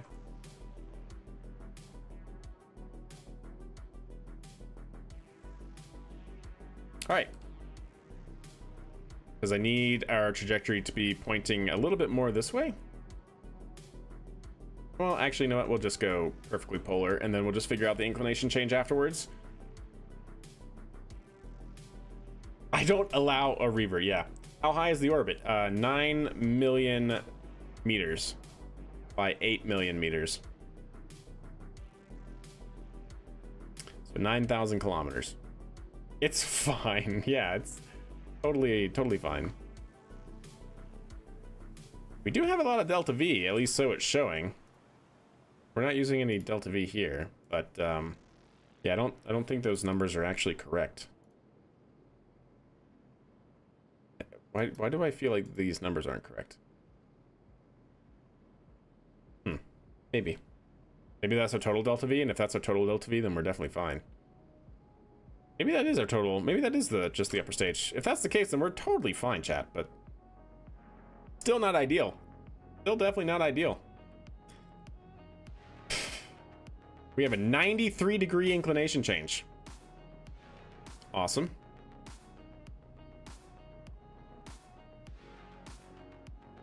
All right, we'll go ahead and just stop right there. Now that we've made orbit, let's just kind of think through things here. Easily fine, yeah, 100%. So periapsis there, apoapsis.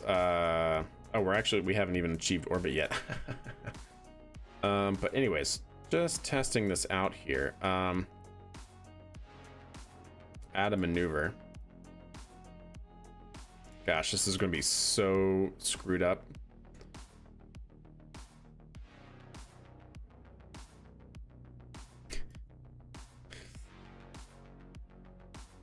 So screwed up, chat. 1800 meters per second delta V. I definitely need to get higher. Getting higher will make this a little bit more affordable. But is that the correct way to go?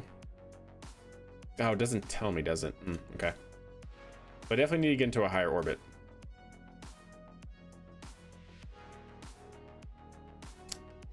So what do I need to do, chat? So we're going south. So if we rotate this way, south, so we actually need to rotate this way. We need to be going this direction. So that way we're doing this motion. Okay. Great. So yeah, we do actually need to go this way. Yeah, we do actually need to go that way. Okay. Make it happen. Did you launch 180 degrees to the orbital plane? No, I launched 90 degrees. How much docking rendezvous is allowed for missions, especially that moon mission? Probably, I mean, allowed any number you want, but remember that'll go against probably cost and also probably operational practicality. So those two metrics, the cost effectiveness and the operational practicality, will probably be the two that might be hurt by that. All right, let's go ahead and time warp to here.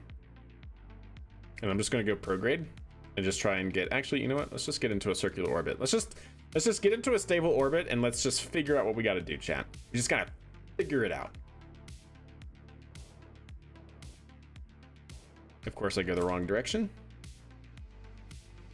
Man, what a mission, chat. What a mission.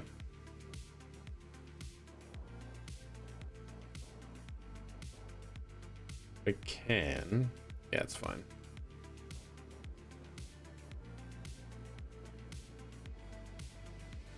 Okay, close enough. All right, now let's just kick our orbit out to the amount that we need. Like, yeah, 8 million, sure. But preferably here. So if we add a lot, we get our apoapsis really, really high. 600. Oh, I don't know if we're gonna have enough to do this, chat. Actually, no, I don't want it to be there, do I? Because I need to change it in this plane, so I need it to be here. Yeah, I need it to be there. I need it to be lined up.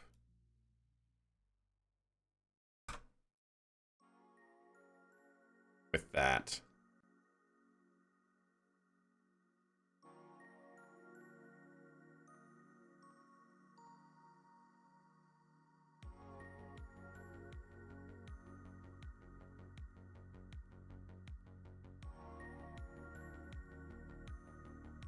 Close enough, I think, right there.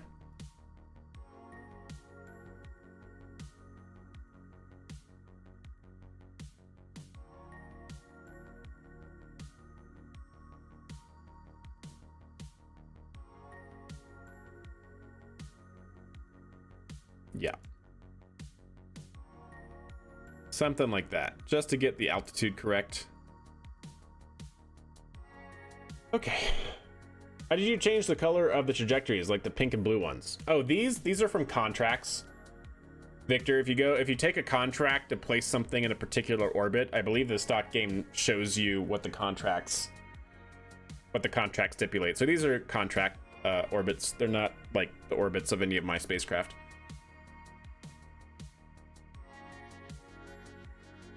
Okay, so that seems good. Let's just go ahead and do that for 600 meters per second of delta V. And then from there, we'll figure out the rest. Oh, good. This is already almost empty. I hate that the monoprop propellants pull from all the tanks. It's not even pulling from these. What the heck? Stop it.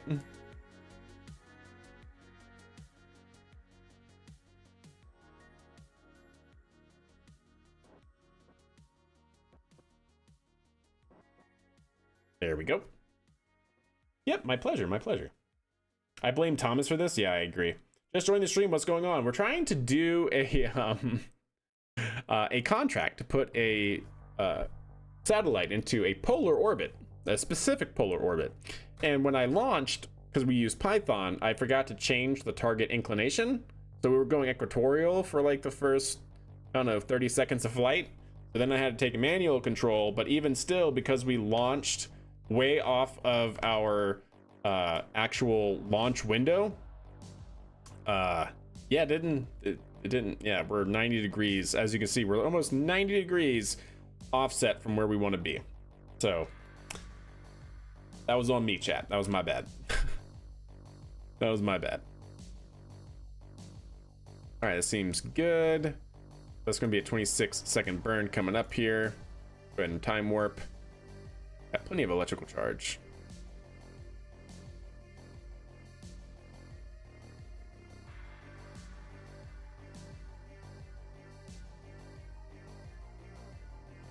Okay.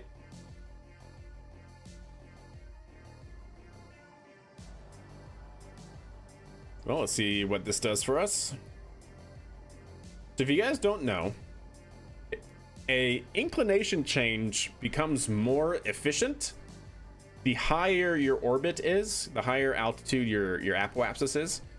It makes it a lot easier to change in terms of like efficiency. It takes less delta V to do a larger inclination change, essentially. Okay.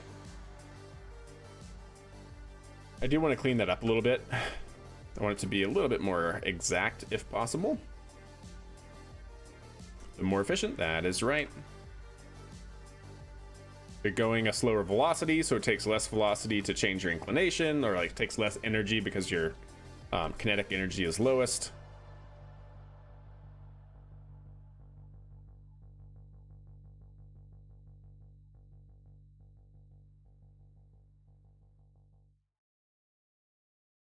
Yep, that seems better. All right, there we go. That's good enough.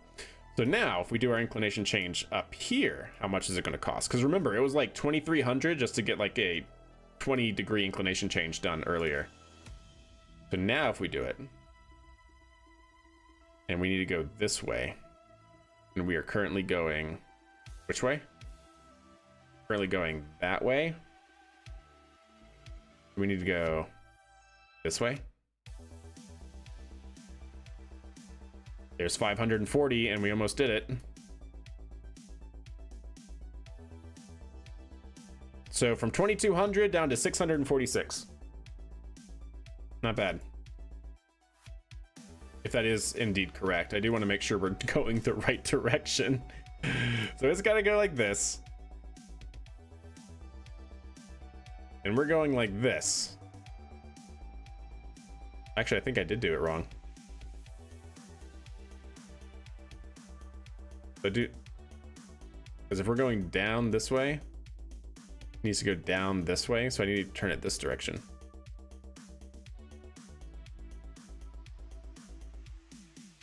No, I did do it the right way, right? Yeah, I totally did do it the right way. All right. I'm just crazy, chat. I'm crazy. Oh, that was pretty close to it. That seems to be in line.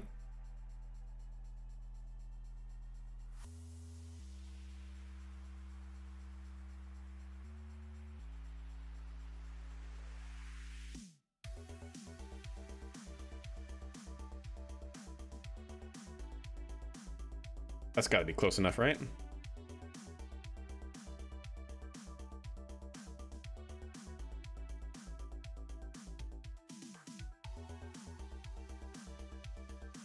That's totally got to be close enough for the contract.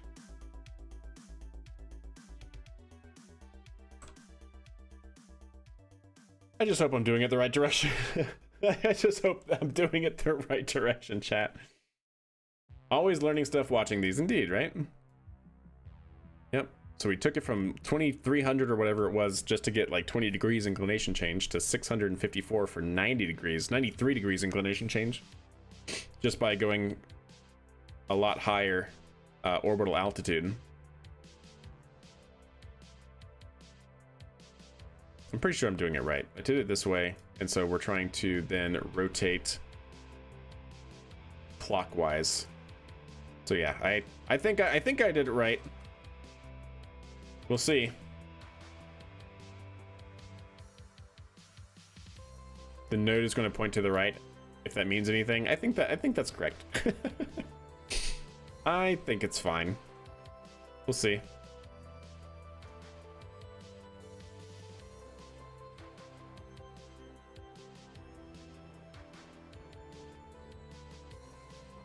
There we go.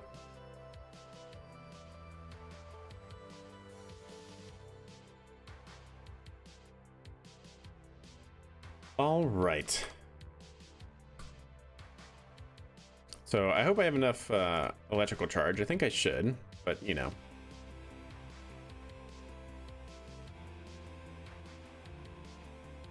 Yeah, I should definitely have enough electrical charge for this. I think.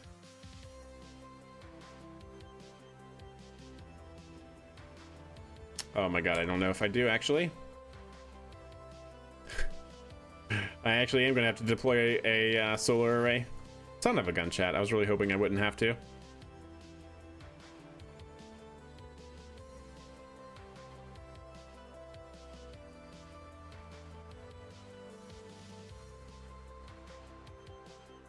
Yep, solars deploy, at least one of them. Just to make sure we don't run out of electrical charge.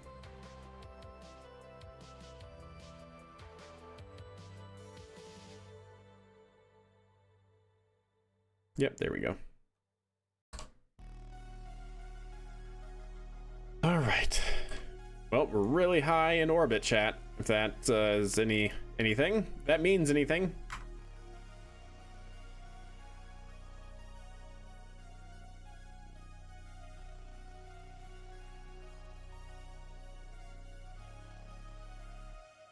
God, I'm so nervous about doing this incorrectly.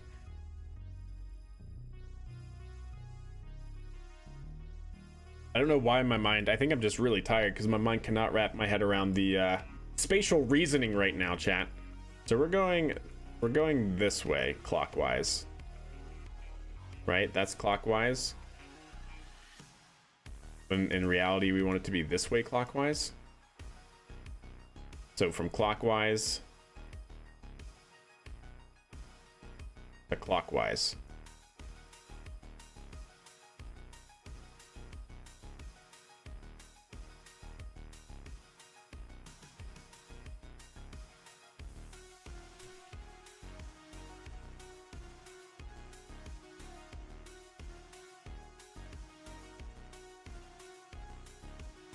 I just really do not want to get this wrong. I really don't. All right, so clockwise to clockwise. I think I was doing it right. I just want to make sure, because the last thing I want to do is spin 600 meters per second at delta V and then it not work, you know?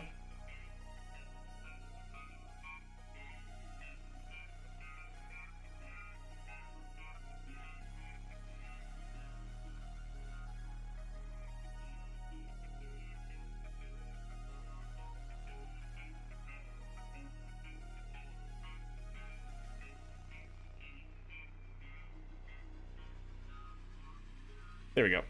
That should definitely be good. I think we're good, chat. A maneuvering question, by all means.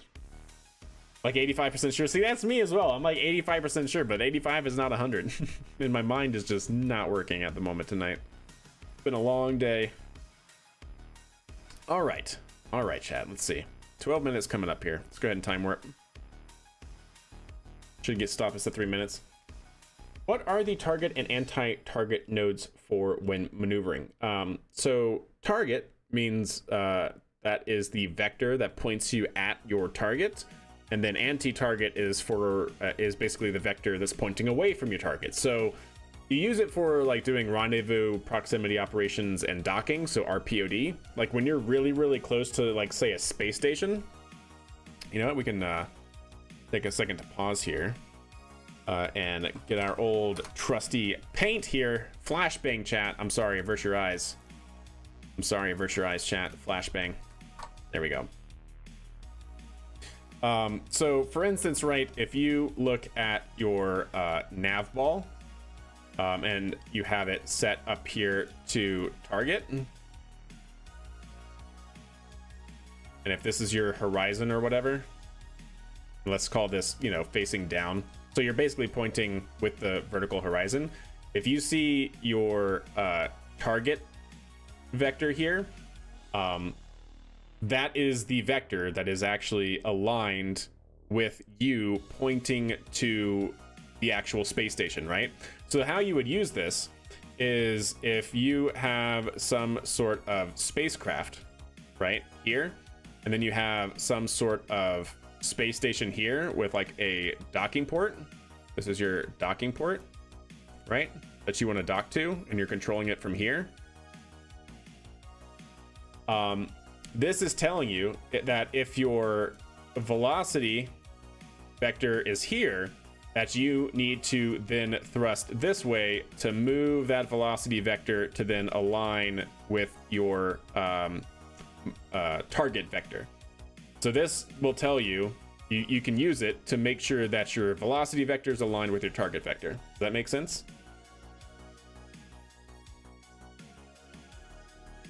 That's why you would use it.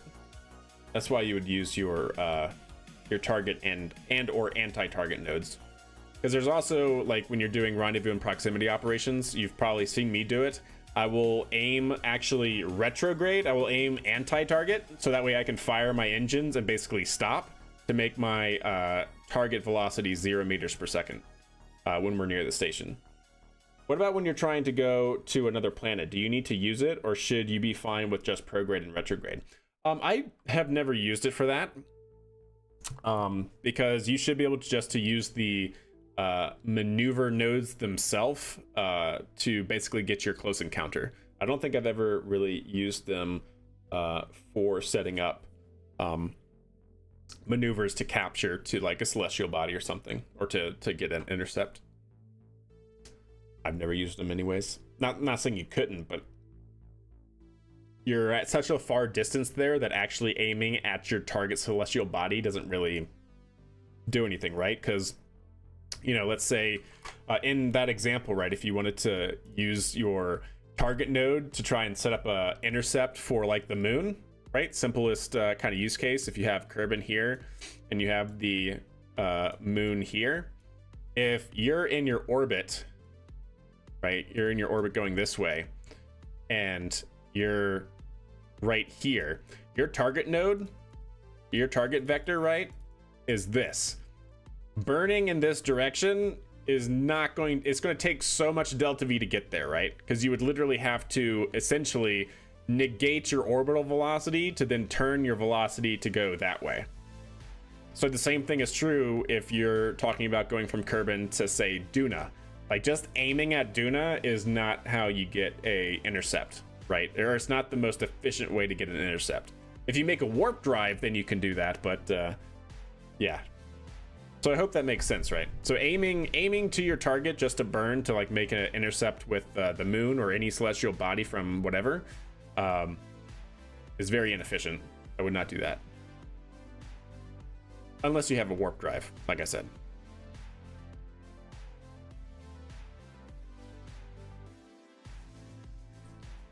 All right, let's see what happens here, chat. My pleasure, Smoke, my pleasure. Go ahead and settle the tanks. How much we have? Oh yeah, we got plenty.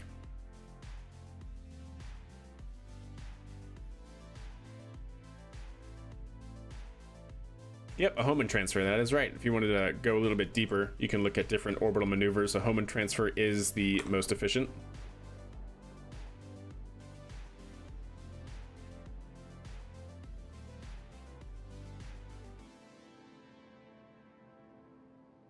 Okay, that should be the correct direction.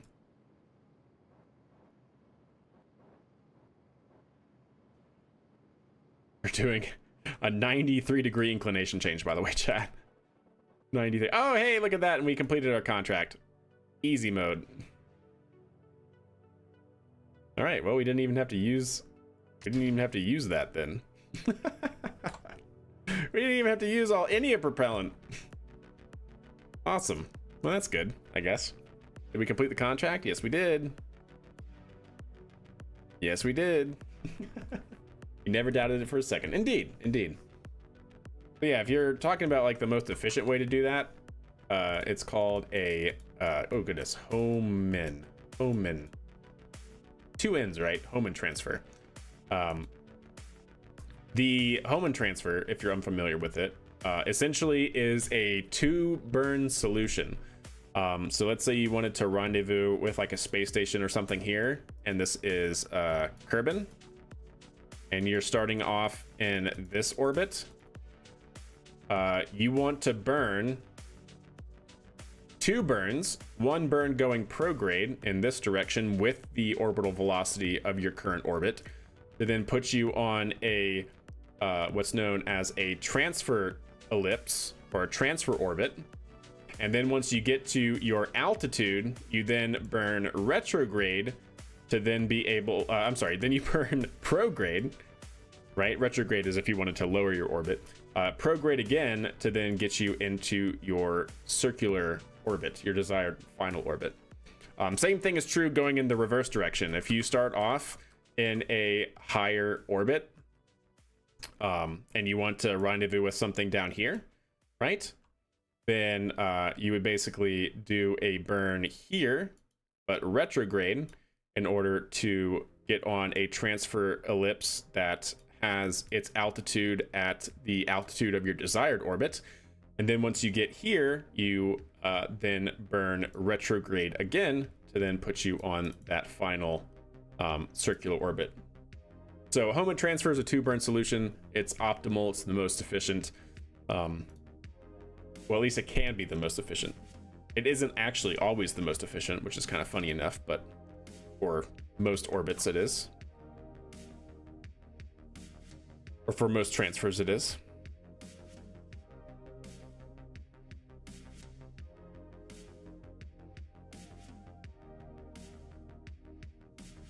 Yeah, exactly, Perry. Exactly right. All right, there you go, chat. Well, we completed that, I guess. Deploy scanner.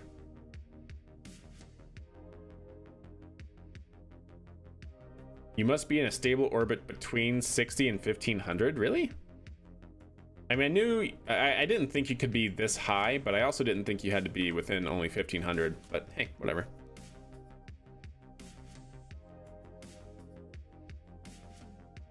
All right, let's go retrograde.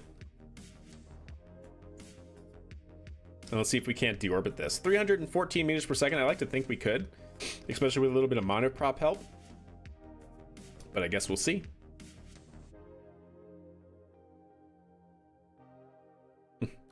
Oh, look, there it is, chat. Look at, there it is in our camera.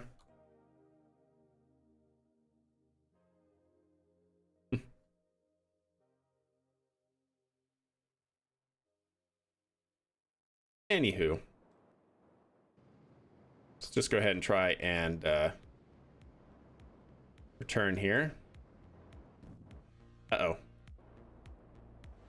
A little RCS? Can RCS do it, chat? I'm hopeful. I am hopeful.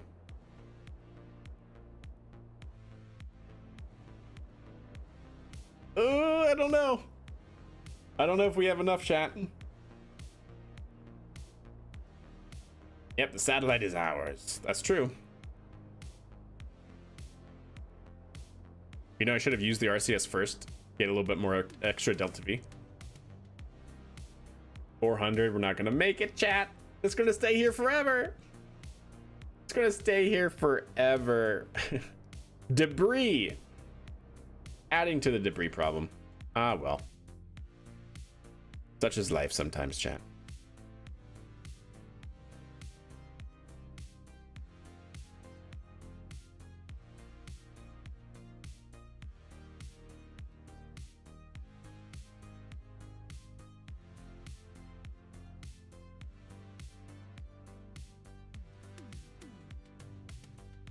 Okay.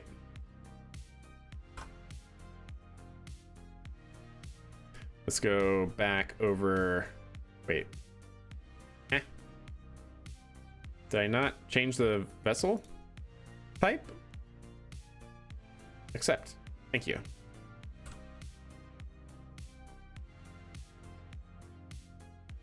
Wait, why don't I see the other thing?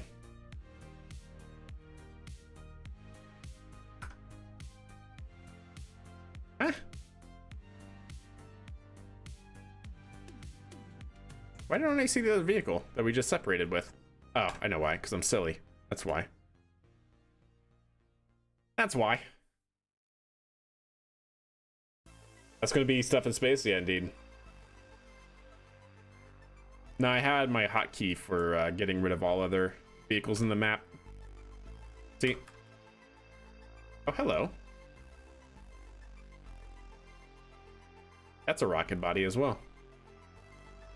Who are you? How are you here? Should I tell him you're not here? Yes, yes, indeed. Now, taking craft submissions for polar orbit debris clearer. Yeah, indeed. Oh, yeah, look at that, chat. It is our service module. How did that get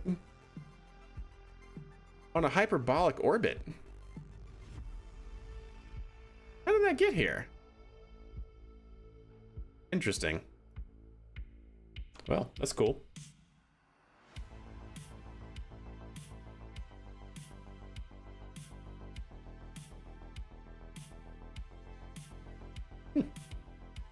We escaping. That's right. That's right. We are escaping. What was I doing? Oh yeah, renaming this. Trigger vessel naming. This is going to be KRSS-3. It is a probe. Yeah. All right. Well, good stuff, chat. That was a contract complete. How much monies do we have? Do we have monies? 10.7. Man, I swear, ever since we hit 10 million, chat, contracts are going slow. We were getting all of those like world firsts and stuff at the beginning, right? We got up to 10 million and now it's just like, nope. Yeah, it must have been naps. Yeah, it must have been a gravity assist. Because I don't really care for it, Penta. We're not going to be doing any mining because it's all locked behind the last tech tree, so... where is mining? Yeah, here. So we need another 6.9 million just to be able to unlock the research center to get the ore scanning or the ore mining part. So just don't need to. I guess is the simplest. I'm lazy. That's what it is. All right, let's take rid of all of that. There we go. Perfect. So what's next, chat? You know what? Let's do our first crisp mission, shall we? Let's do our crisp mission. So I'll leave it up to chat. Whose crisp module do we send? Do we send Snacklesses? The L logistics transfer LTVP1? Do we send mechanical Jebs? The ETV or RJ's? RJ wasn't part of it. RJ did not get accepted. I'm sorry. RJ was not selected. Or Boomerang. Yes, there were 3. So it was this one, Boomerang, which is a partially reusable vehicle. We had the ETV phone home. And then we also had, let's see, what did you name it? The LTV. This guy. We got 3. Snackless mech. There's 2 people. I know we have more people in chat. There's 3 options. 1, 2, or 3, chat. How about that? We'll simplify it. It's Timu Cygnus. That's wrong. That's wrong. ETV, LTV. ETV is more like ATV. That's true. 3 is this one. Okay. But the first one looks cool. I'm a sucker for the yellow monoprop tanks. Fair enough. All right, so Let's do it this way, chat. You know what? I can just probably merge them all in here for the sake of this. Making this more difficult than I need to, but that's fine. Or we just send all of them. Let's send them all like this, chat. That's what we do. And then boomerang. Okay, what's the root part? Ah, that's the root part. All right, so these are the three options, chat.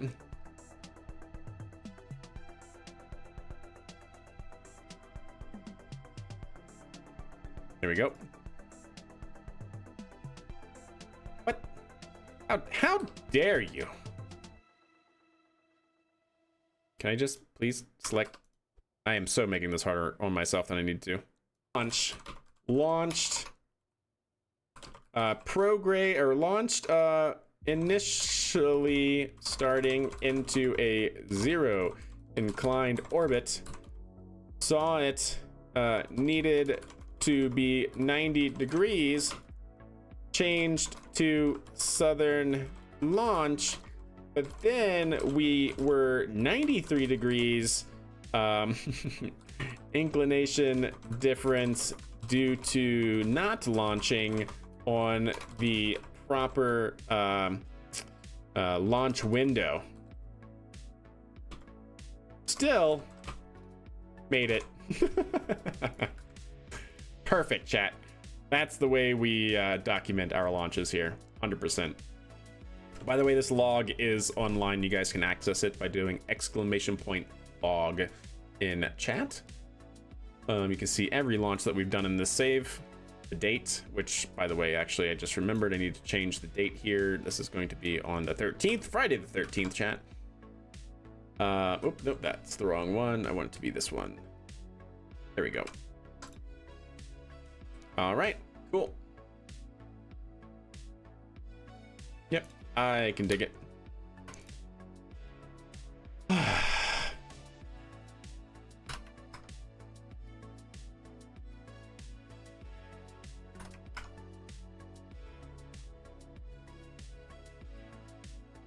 Is it gonna be another Minerva mission? I like that we're launching Minerva more because we've been on the Max Serva grind.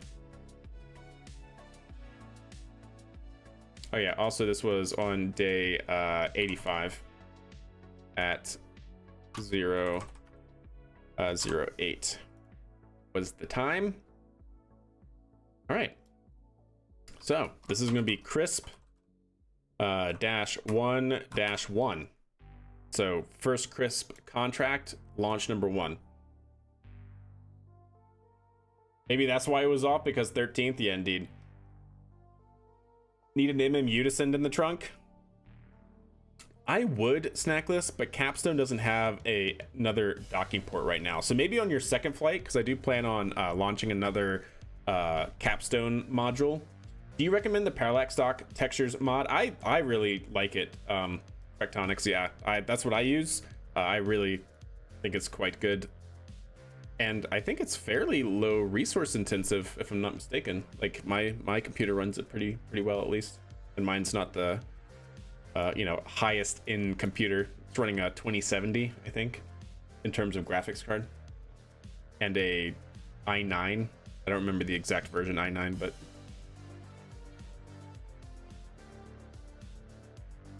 all right, so that's gonna be crisp 1-1.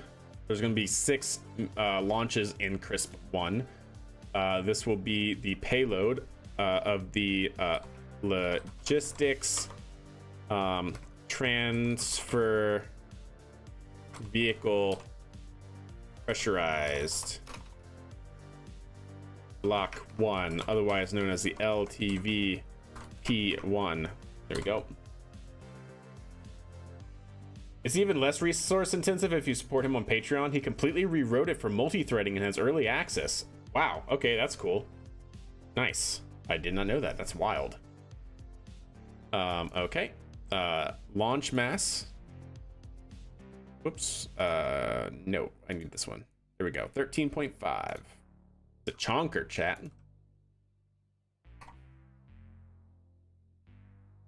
okay. Launch cost. We'll get that once we actually get it on the launch vehicle here. Successfully rendezvous with Capstone Station to resupply Expedition 2. That's going to be in approximately 112 kilometers by 108 kilometers, 0 inclined, roughly speaking.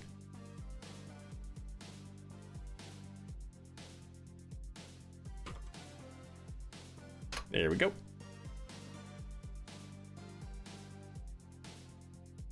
Yep, that seems good. Deorbit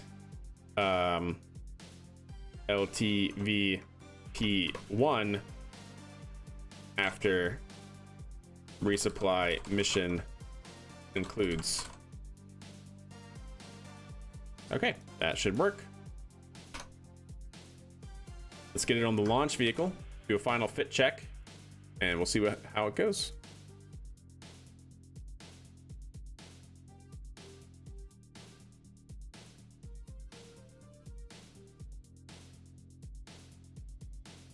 Linux and Black Rack or Madman and made scatterers work with deferred rendering. Interesting. So what does that do exactly? What does deferred rendering actually do? What's up, Andrew? That's awesome. Well played. Well played indeed. What's your root part? I thought that was your root part. That's your root part? Is it really? Yeah, okay, sure.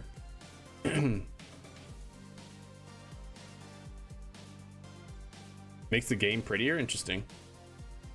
You don't understand it. Okay, got it. So don't ask you. Understood.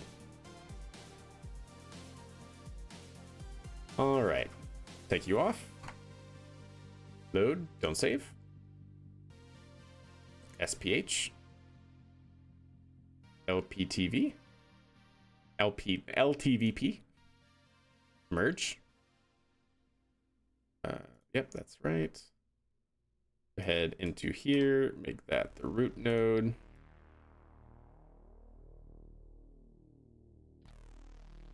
Looks pretty good. Looking good. Oh yeah. Look at that. I think just to make sure it's not wobbly whatsoever, we will add a couple of these. Just to be right there. Perfect. I really dig the adapter you made. That's pretty clutch. All right. Looking good all around, chat. And then how much fuel do you have? Because that's something I'm going to need to add here. We're launching this. Upper stage fuel should not change, but we do need the fuel of this, even if it's locked out. So it's going to be 180. I think that's 2, right? 180 times 2.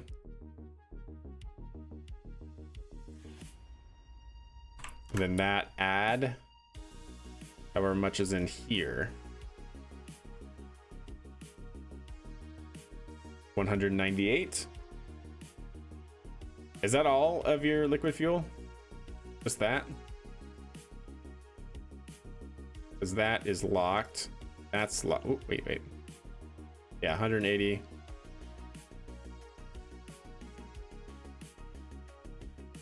So that one. All right. So we have that one, 198. That one's locked out, 180. That's 180. That's another one, 180. And the fuel adapter, 72. Is that this guy? Yeah, 72.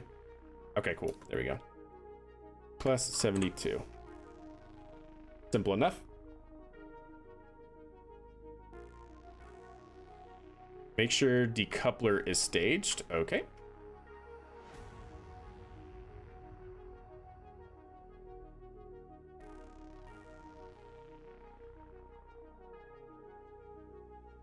Yep, seems good.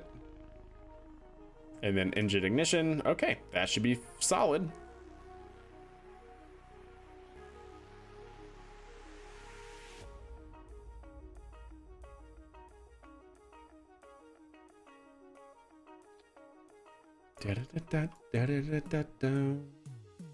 Cool. There's a third tank in the payload? Wait, really?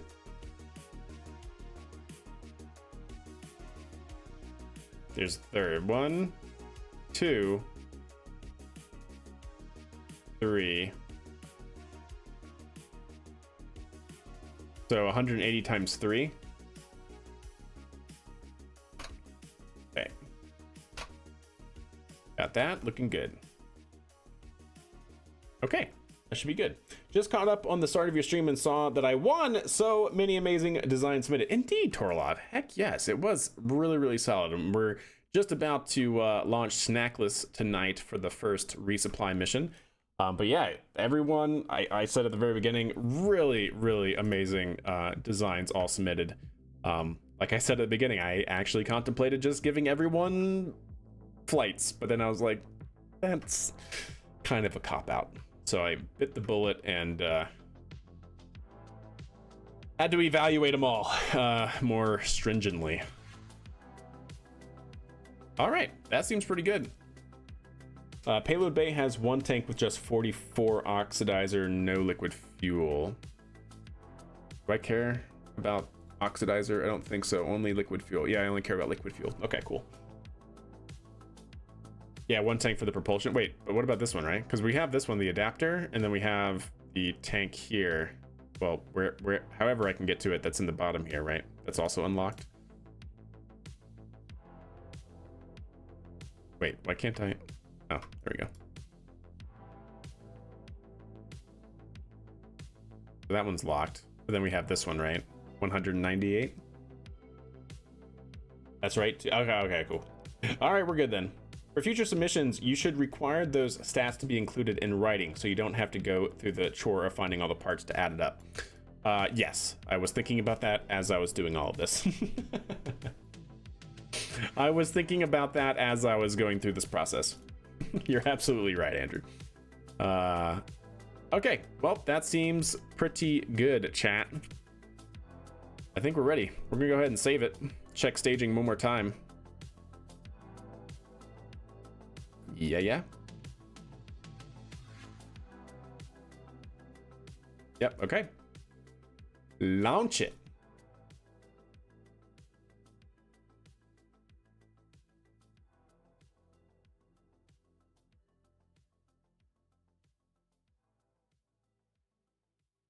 Basic mods already hitting the launch button.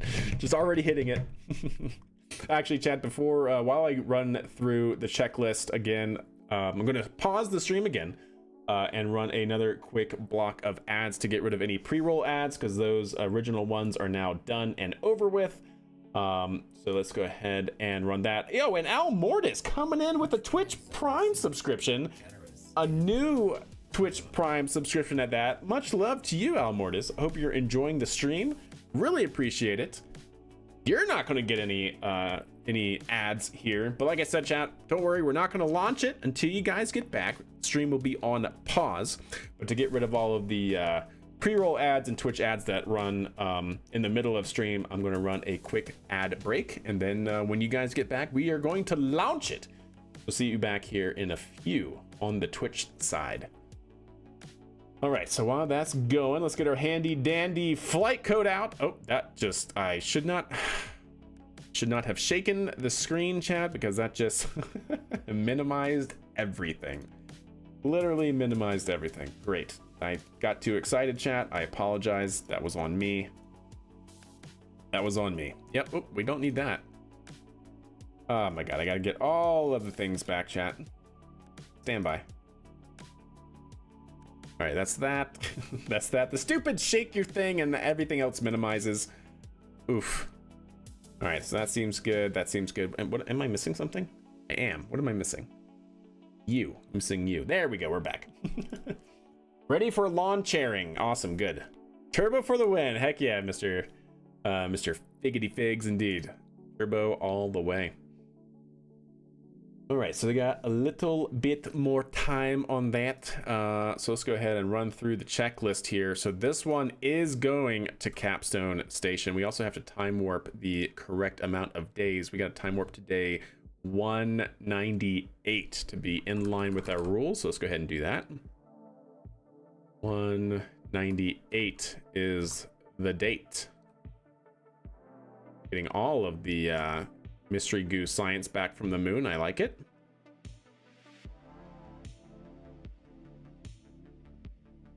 There we go.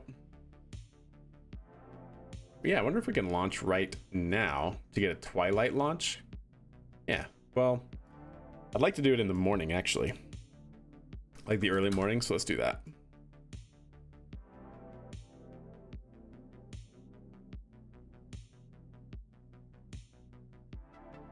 There we go, something like right there. So we're going to be launching into the sunlight, which will be pretty nice.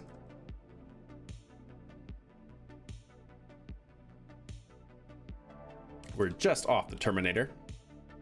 All right, that seems pretty good. Got another minute on the ads. So that should all be correct. Let me just go ahead and save it to make sure. We do want to be getting into a 0-degree inclined orbit. I'm not going to make that mistake twice, chat, in a row at least. It's bound to happen again, just not twice in a row, I think. So that all looks good. It needs to go into a 90, should be fine. A 90 should actually be pretty good. Is there a mod for the taller VAB? Yes, there is. I think, Andrew, you're right. I think it's called Hangar Extended. Yeah.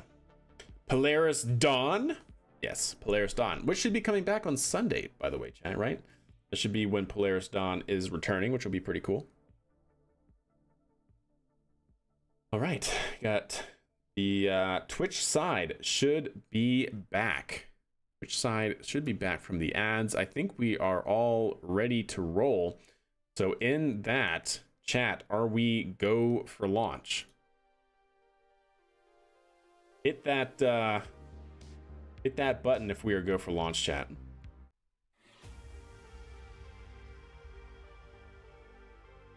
We are back. Awesome. Perfect.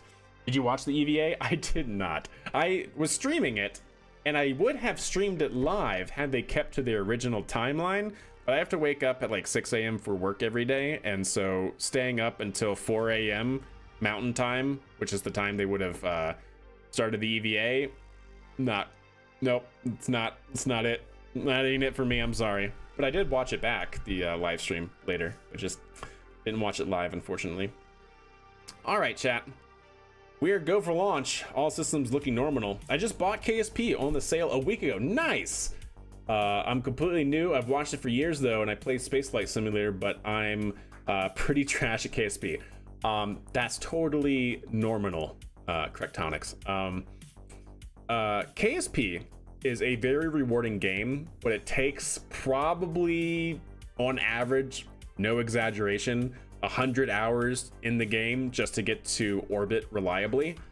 Because at the end of the day, even though it's an arcade game, and you're familiar with the Spaceflight Simulator, even though it's an arcade game, you're quite literally doing rocket science, right? Like, you're managing your delta V, you're managing your mass, you're managing your thrust to weight ratio, you're managing your orbital trajectory, you're managing orbital maneuvers. Like, it's quite literally rocket science. So even though it's a game, please understand, totally nominal, nominal, whatever you want to call it, and just have fun with it. I went to bed when it got delayed and then woke up 15 minutes before the EVA with back pain, so I got to watch it anyways. Well, silver linings. Yeah, man, back issues absolutely suck. Spaceflight Simulator will help big time. Yeah, it's essentially KSP in 2 dimensions. Nice. That's cool.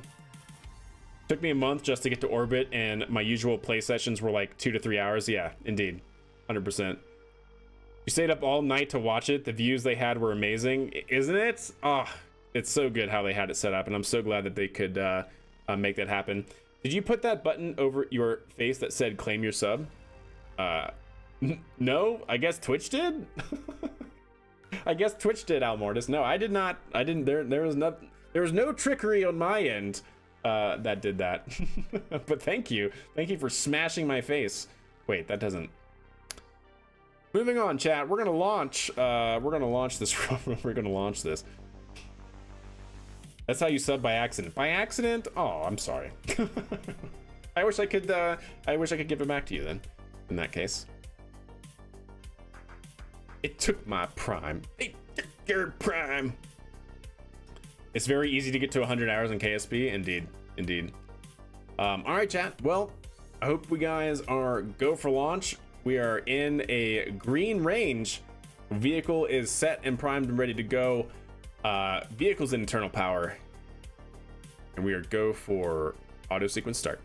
T-minus 10, 9, 8, 7, 6, 5, 4, 3, main engine start, outboard engine start, and launch pad release. Woo! There we go. Vehicle is rolling to get onto the proper flight azimuth. All systems are looking normal. Fair enough, Craig. Fair enough. But don't worry, they won't be like that for long. You'll get the hang of it for sure. You thought it was a gift? I'm so sorry, Almars. Well, I hope you enjoy the stream. I wish I could give the Prime sub back to you, but I don't know of a way to do that. But I hope you enjoy your stay for the month with the Prime sub. That is yeah, that's I don't know what to say. I don't know what to do on the hand, so I'm going to launch the rocket and we're going to fly it. But anyways, vehicle is pitching at downrange. Remember, this is all autonomous. We are working with Python in the background. Vehicle's looking good as it continues to pitch downrange. Vehicle is in the throttle bucket, auto managing its dynamic loads. It's max Q. Vehicle is now throttling back up to 100% rated power of thrust. Nice. Keep an eye on that fuel because we'll get the interstage camera on separation. The hardest thing for you was rendezvous and docking. Took me a long time to get that down. Indeed, 100%. Yep, this is KRPC. Yep, this is KRPC. 100%. Looking good, chat. We should be coming up on Miko here in about 17 seconds. Vehicle's throttling down to maintain loads on the vehicle.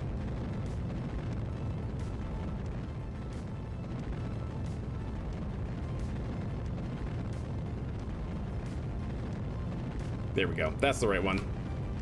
And here we go, chat. We have Miko.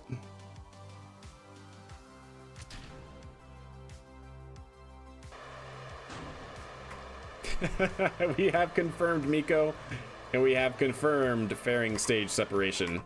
We had a slight anomaly. There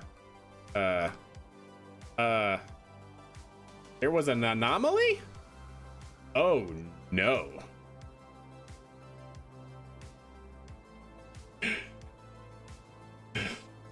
Crisp module down, chat. Crisp module down. Snackless, what did you do?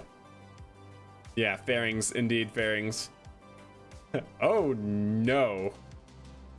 Is this still one piece? We might still be fine, just a little damaged. Vehicle is trying. Vehicle is trying to realign itself. Oh dear. Suboptimal indeed. All right. Hold the phone, chat. What is going on? It really has no idea what to do right now. We still have lots of Delta V, potentially, to get this into orbit. It does not look like it's one piece anymore, I will say that. I smell a lawsuit. You didn't give me what I paid for, how dare you? Alright, we're gonna take this off, and we're going to... Is it one piece? I think it's still one piece, right? Alright, we're gonna coast for a second. We have a good apoapsis. We have 1600 meters per second of delta V. This should be able to get it orbital. Incomplete firing of the explosive bolts, yeah. Indeed. Alright, let's go ahead and see if we can at least get to orbit. Give it a time warp quick.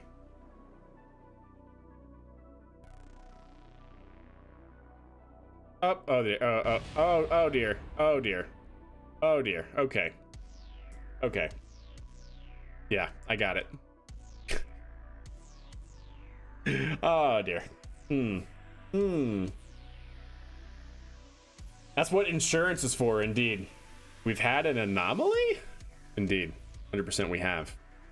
It's still technically, I think, controllable. We just won't be able to get any payload. I do want to test that the separation sequence works. Yep, separation sequence is normal. That's not great. You hate to see it, chat. This is still controllable? Yeah, this is still controllable. The service module is still controllable, chat. Oh, no.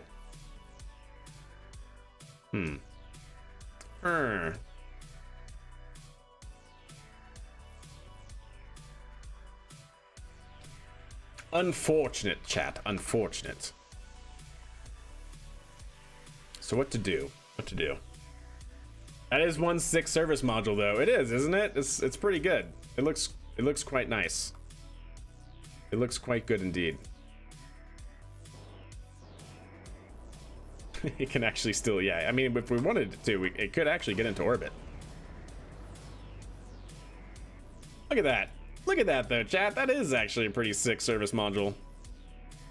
And without the payload on top, it's got 1,500 meters per second of delta V.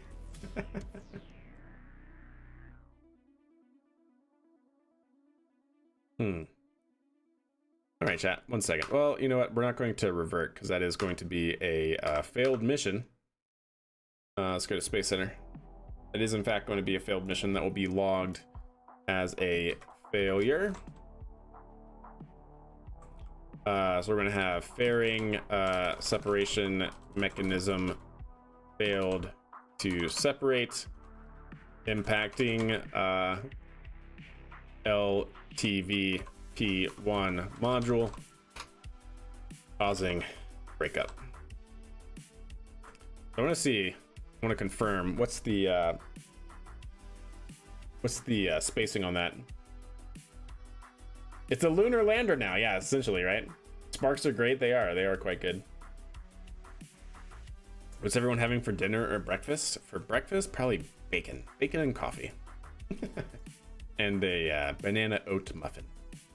That sounds pretty good. All right, stand by, chat. Let's do this. Fairing expansion.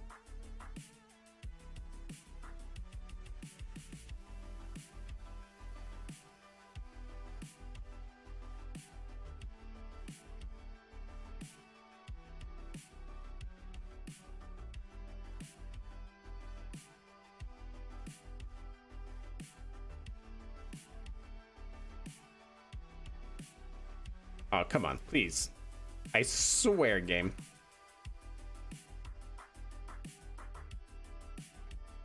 It doesn't want me to grab it. Maybe?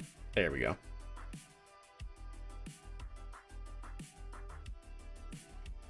Oh, chat. Oh, it's just slightly too big. Snackless. Did you not test it? I didn't check that. I didn't see this when I checked it. Because I didn't see it poking through, so I assumed it was good. But yeah, it is clipping.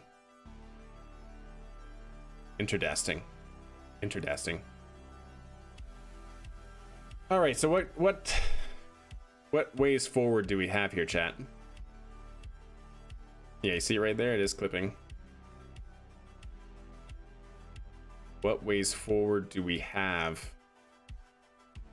Fly without fairings, yeah. I have launched it in this fairing and it does work.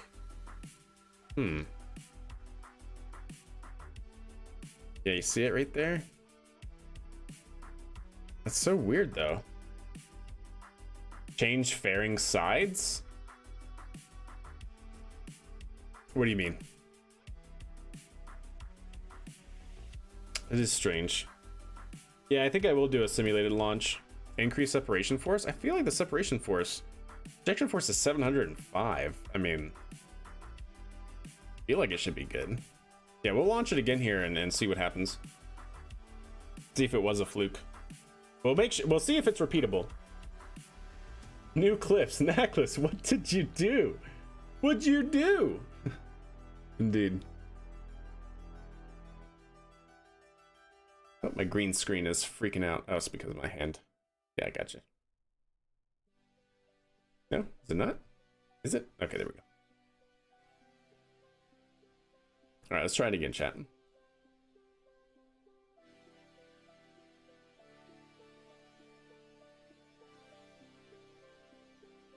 Try matching the amount of sides on my fairing to match yours. The amount of sides? How many do you have? I'll check that in a second. Do separation force of 0, then non-physics warp it away. I'm not sure if that will work because 0 separation will basically mean that the vehicle and the fairing will be clipping, because when this fairing separate, they actually have colliders. I'm not sure. You have 4. So if I change yours to 3 and then align them to be the same as the vehicle, we could try that. But you said yours got it to work with my Kerbal X vehicle, which should just be this. And it's always had 3, I think. I don't know. We'll see. Repeatability. We'll do a repeatability test here, chat.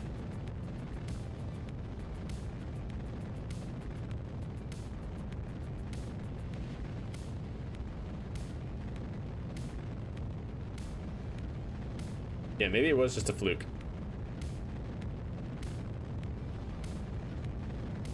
Don't know. Or like, when did you separate the fairing in your test? I wonder. Like, did you separate it while you had the second stage engines on, or when they were off, or like, do you remember? Could be the struts. Oh, the struts. Struts. Yeah, maybe we can try it without the struts. Just blame the Kraken and move on, indeed. Yeah, we'll see, but I don't want to launch it again if it's just going to do the same thing, you know? Vehicle's throttling down to maintain control.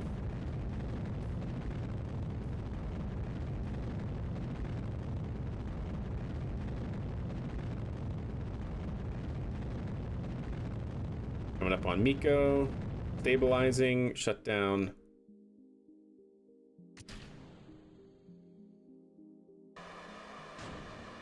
Well, I think that they would probably definitely need to match it. Well, see, that time it got stuck, but it didn't cause an explosion. But I think it just broke one of your solar panels. Yep, definitely broke a solar panel. So what is it getting caught? So, okay, so now it's getting caught inside of this fairing.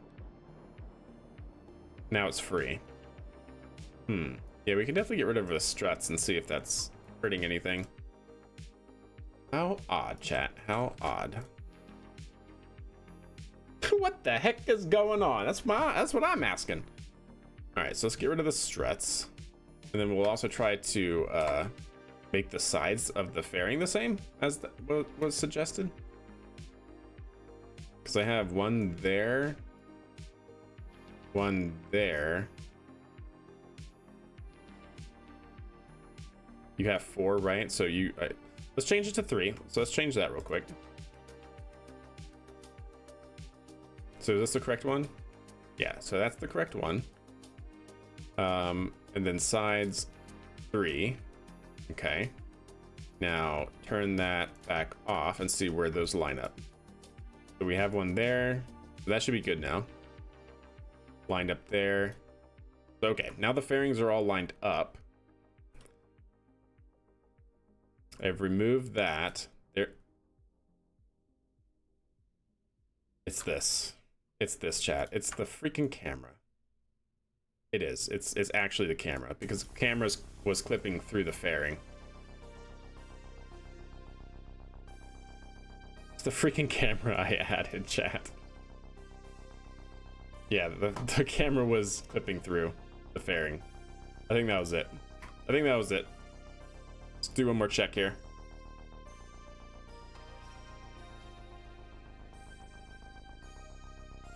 Imagine if it's the camera. No way. Yeah, I think it's the cameraman. Not the cameraman. I think it's the camera man, but confirm the cameraman always survives, chat. Always the cameraman's fault. Can't believe that if that's actually the cause. Golly. Darn you, Linux Guru Gamer, for the mod. For having such a wonderful mod, I just place things without thinking. Do you owe him an extra launch since it was a customer failure? I sure do. That's right, Naps. Especially since it wasn't his fault if this works. It's especially true. But it'd be like Boeing, right? Like Boeing, they still get launches until they fulfill the contract. It's not quite the same because I'm not asking Snackless to fit the bill for it in any way, but yeah, I'll make it make sure it's 2 launches if it works. If it doesn't work, then you're just disqualified, but hopefully that doesn't happen.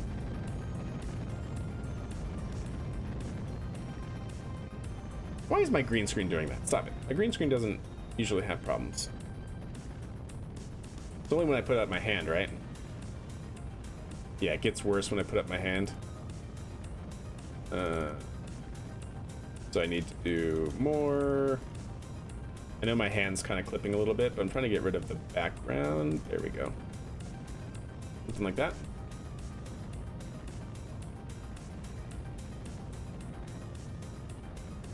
Yeah, something like that. Better? I think that's a little bit better. All right, vehicle's continuing on its way. Like I said, it's fantastic launching these autonomously with Python, but yeah. Yeah, it can affect it as well. Yep. That mark was on your forehead last time you streamed, but I kept my mouth shut and just laughed. Andrew, you're the worst.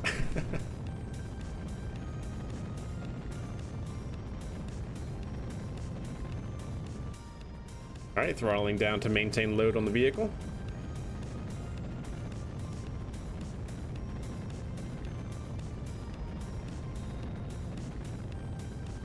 You know what? I think it actually might be my light setting that's causing the green screen issues.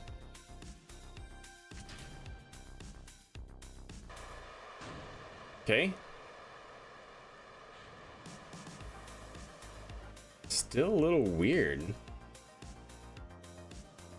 But better, I guess. So what is it clipping on now?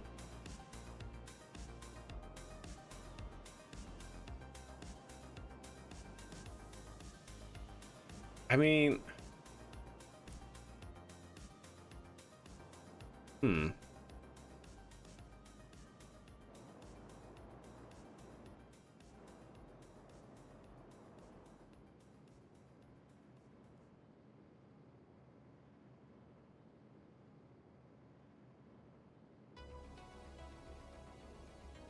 what are you getting held onto?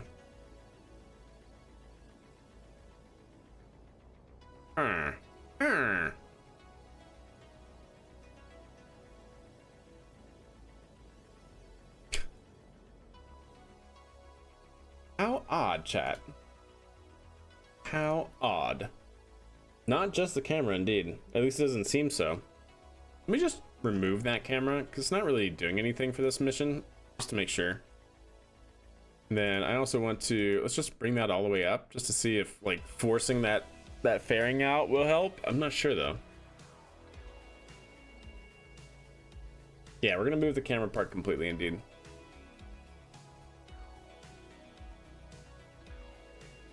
It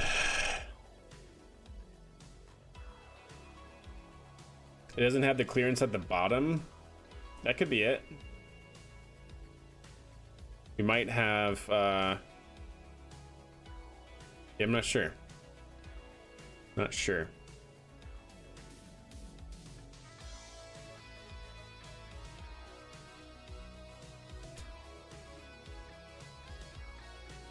It was the one fairing panel that got stuck.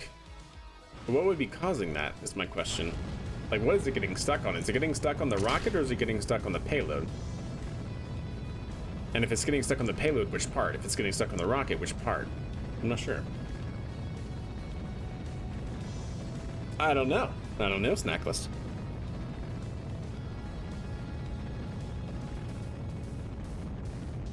My only thing that I can think of is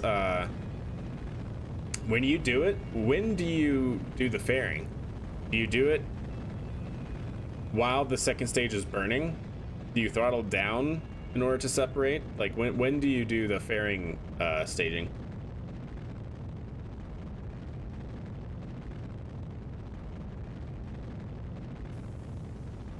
Maybe you're going to have to fly it without the fairing and see how it goes, just as a test. Maybe. It does go under stage 2 burn. Okay.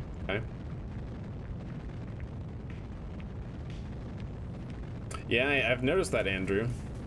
The only thing is Snacklist is saying that he's tested it, because, like, you know, this rocket is on Kerbal X, and he's tested it with the Kerbal X rocket, and it works. So there shouldn't be any difference between what's on Kerbal X and this vehicle.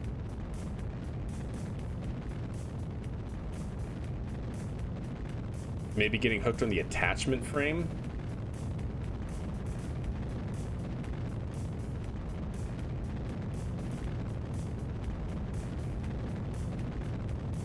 I'm not worried about the wiggling. Talking about this, the light bars. I mean, maybe? How much room do you have at the top if we, like, push it up? Do you have any room up here? Maybe just a very small amount. It's definitely a tight fit, like 100%.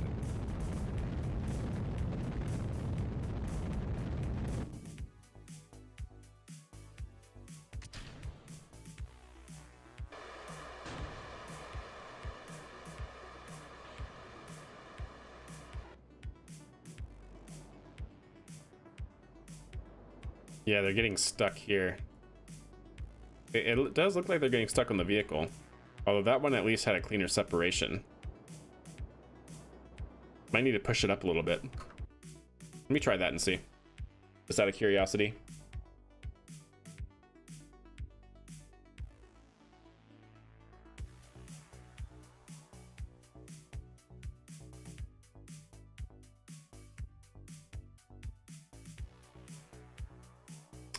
Just for testing's sake. How much room do we have to push it up? Not much. Before it really starts clipping, but that might be enough right there. Give it a little bit more room.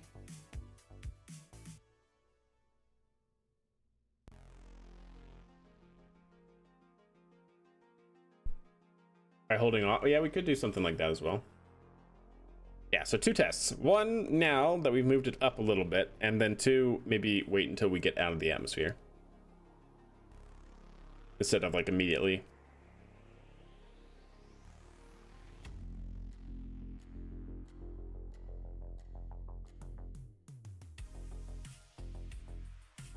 KSP 2, when your payload would wobble through the fairing. Yeah, indeed. Also, just to make sure we're not wobbling on takeoff, let me... What part? No, you were just there. I hate how inside the fairing you can't click on a part that you're, like, literally inside of. It's so annoying.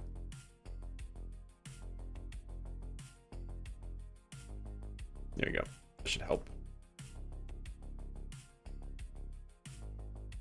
Okay. Here we go, chat. The angry alligator, of course. Of course. Yeah, those are light bars, King Crab. So we've gizmoed it up a little bit. We also have the fairing separation force all the way up.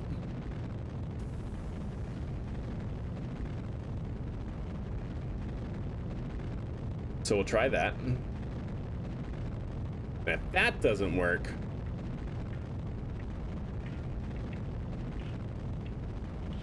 then we'll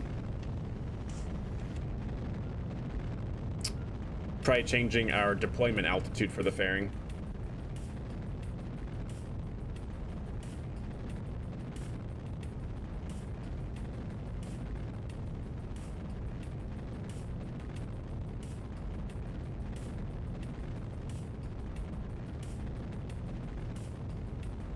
Then we'll fire Thomas. Yeah. Yeah. Exactly. 100%.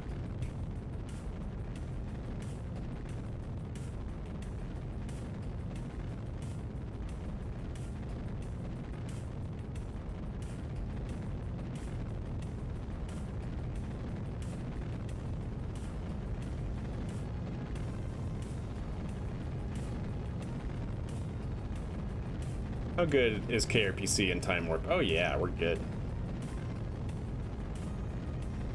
Alright, Snackless, I believe you. Just like, how do we make it work in my game, you know? That's what we gotta figure out.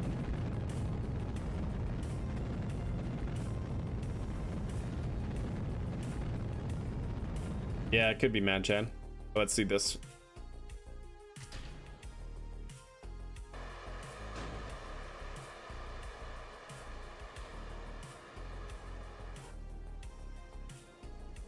Yeah, interesting.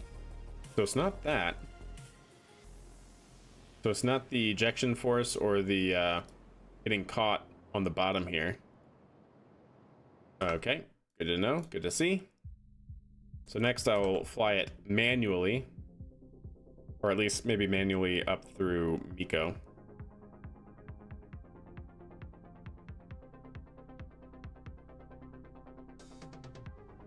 Get rid of the fairing deployment.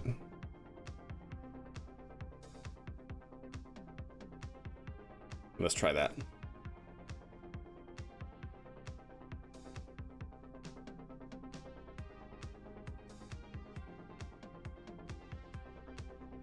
Are you perfectly exactly prograde at SEP? Probably not. Firing Thomas into the sun, your end? Heck yeah. Yeah, we'll wait till we're higher in the atmosphere. Yeah, that's what we're trying to figure out, Kato, because it kind of does look like that as well, but that test, we moved it up a little bit, and I don't know if that helped. Might just not have been enough, but we'll see.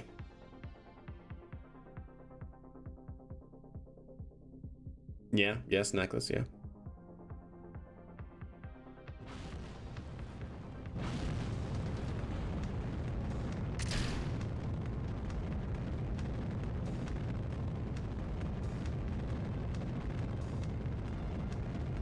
Yeah, I don't think we have, I don't think, oh, oops. Wiggly rocket.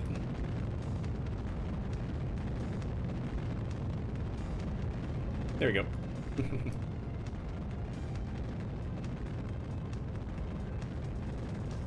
I don't think commenting out this part here should matter. That should be okay.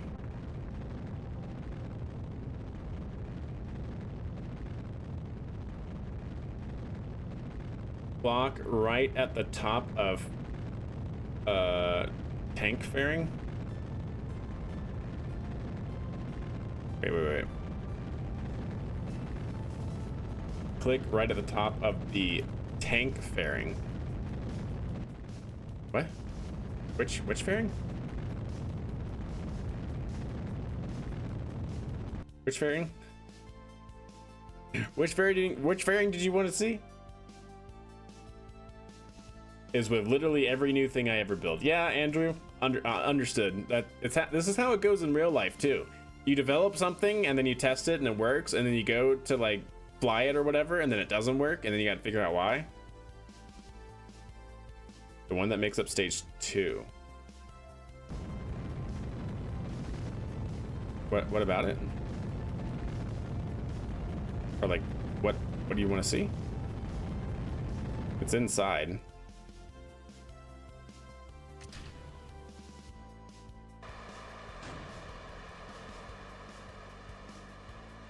Okay. There it goes. So we're gonna wait. You messed up? Oh, as a hollow fairing? No, I don't think so.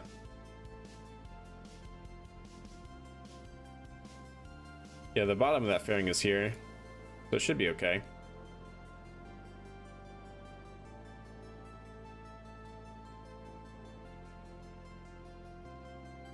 Okay.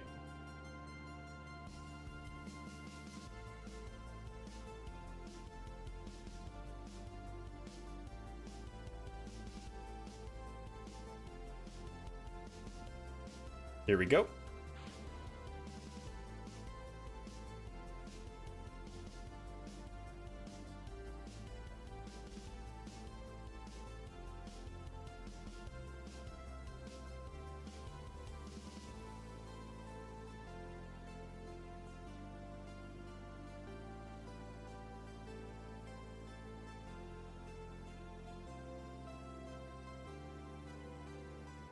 It is weird.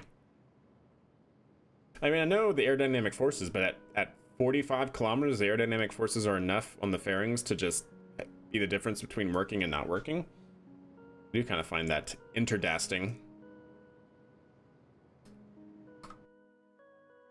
I want to try that one more time, revert to launch. And then instead of cutting it, because basically what I did right is I cut it and then just had it go perfectly still and then clicked it. I want to see if while the control is oscillating as it does to track the desired apoapsis, if it will actually then not work. All right, let's try it last time. We'll see. This will be the telltale sign. Does it have to be, is it because of atmosphere? Is it because of, it needs to be perfectly still, the vehicle? Or both?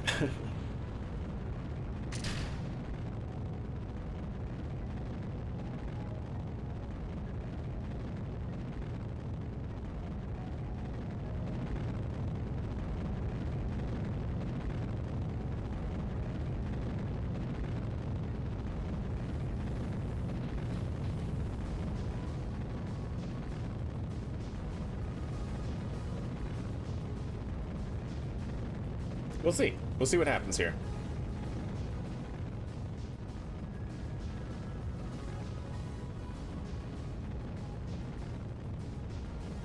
And we can time warp since we're autonomous.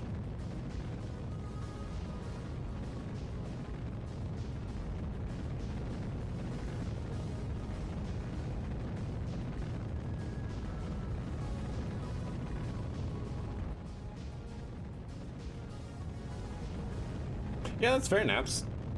That's fair, but just even with like the massive ejection force, that's what I'm like, really? Like, wow.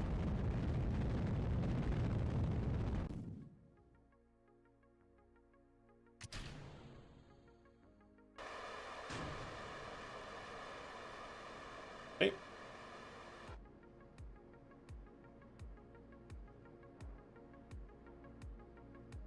There it goes.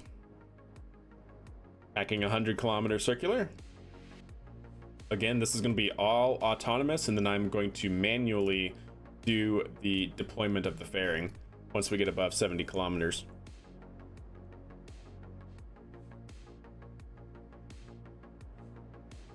Around 55 or higher. Yeah, I think I might start implementing that. I think that's a pretty good change. I've been thinking about doing that sort of thing for a while, actually.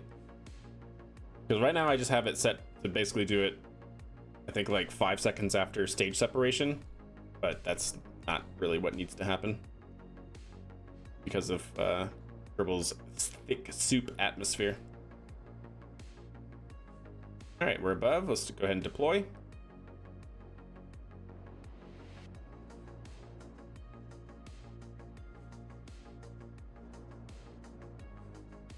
Yeah, Cryptonics. It's because it's also a PID, and PID are linear control systems, and they're not, you know, they have to be really tuned to the vehicle, and I have not done that. Actually, did I even implement the controller for this?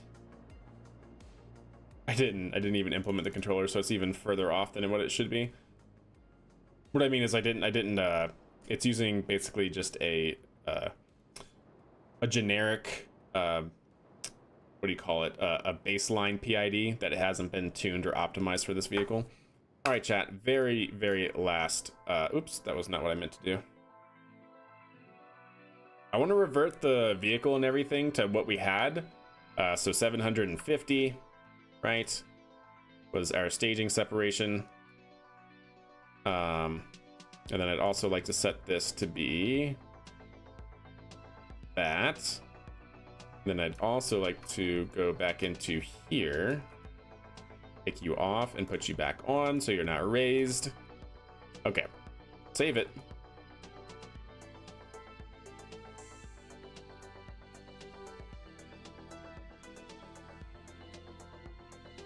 Okay, that seems good.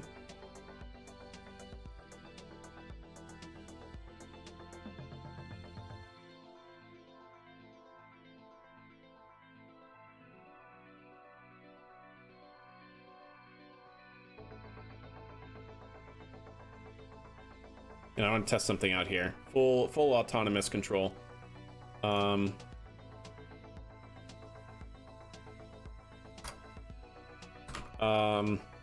If Talim dot gosh dang it, Talim dot altitude.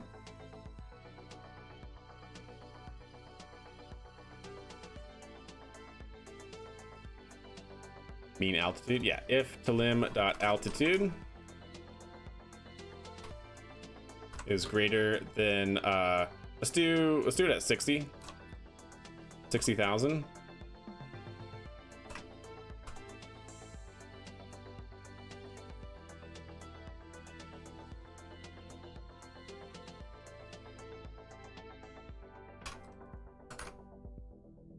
Yeah, no, we don't need an else statement.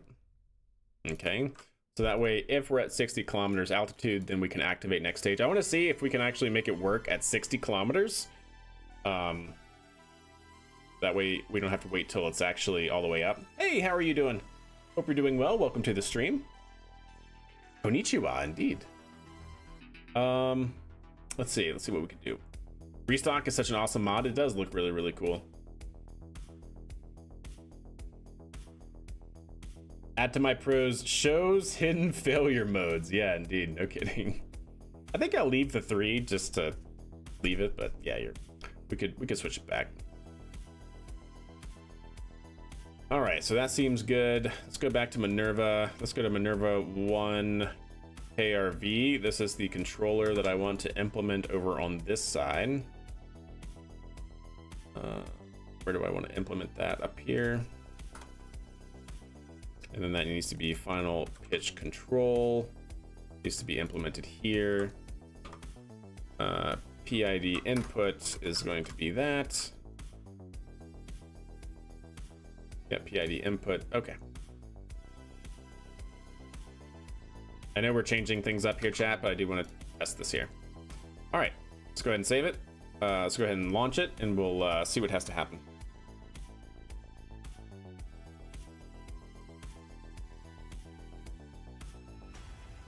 So yeah, this is going to be fully autonomous, and it should being the operative word here, be an autonomous fairing staging at or above 60 kilometers altitude. So we'll see.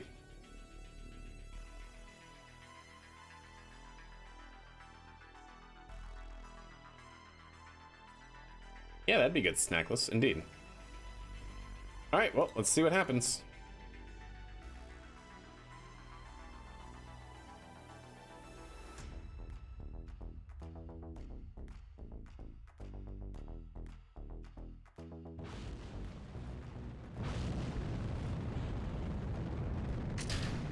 Okay, vehicles away. And we are in time warp.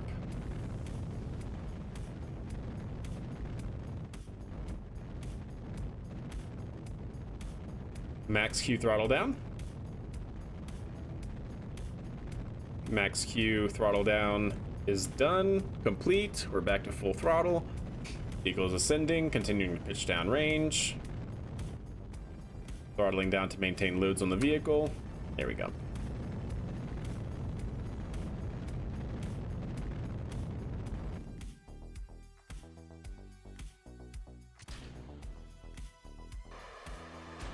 There we go.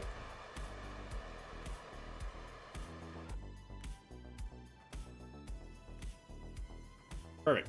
All right, let's see. Should be at or above 60 kilometers is when this fairing should be staged here.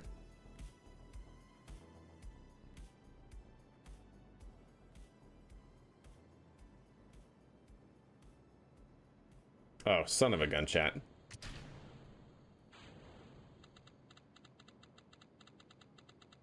It did get hung up though, so 60 kilometers isn't actually enough.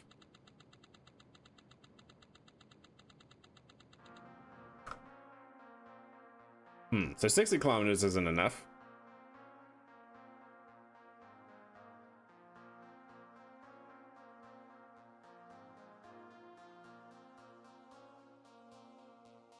Bum bum bum. Dun dun dun dun dun dun dun dun dun dun.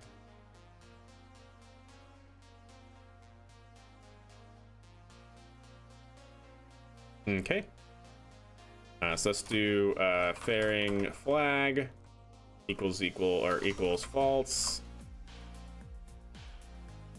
So if that and fairing flag is false, do this and set fairing flag equal to true. There we go. There we go. That should keep that from happening again. So 65? Like, is it just the difference between being in atmosphere and out of atmosphere? All right, so I'm changing it to 65 now. Whoops. Try 69 giggity. 50 just worked for you? Seriously? But why? What are you doing?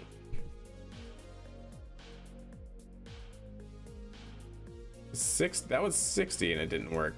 Well, you know what? Let's put it back to 60 and try it again. Maybe it just, I don't know, chat. I don't know. That one molecule of air, even 3 meters up there, is just getting, or yeah. Because every 3 meters up there is just getting in the way. I know, right? That Knudsen number is too dang high.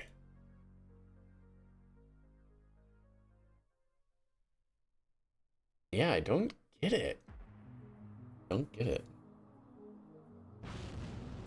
Yeah, maybe snackless. But you said yours worked at 50, and so you were in the atmosphere. Doesn't make any sense.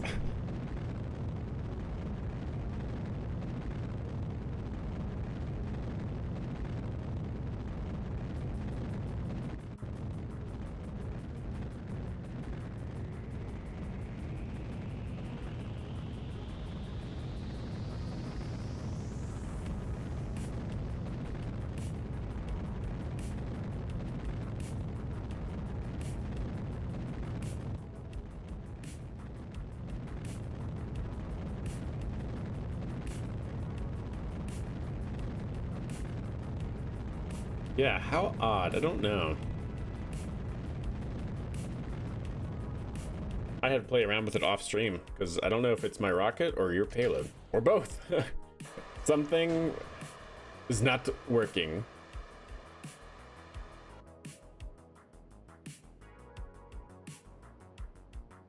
Hey, looking good. Nothing out of the ordinary here. Pretty stable. Fine control.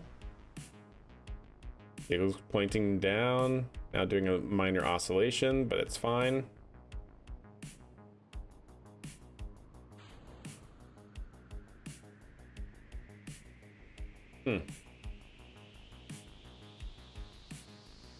Usually failures are for multiple causes, that is true. See, look at that. That's so strange. All right, last thing, let's go ahead, revert. Stop it. Let's change this to be 70 kilometers. Make it 71 just to be safe, I guess. Like, is it being in and out of the atmosphere? Is it auto-strutted as to not shift lower? It is auto-strutted because it was, you know, wiggly wobbly. But it worked out of the atmosphere with auto strut. And I wasn't auto strutting at the beginning where it failed.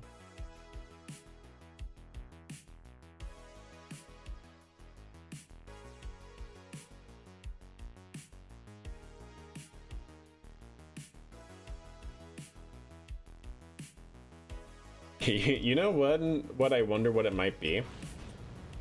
You're running 1.12.5, right? Because technically speaking, I'm still running 1.12.3. And I wonder.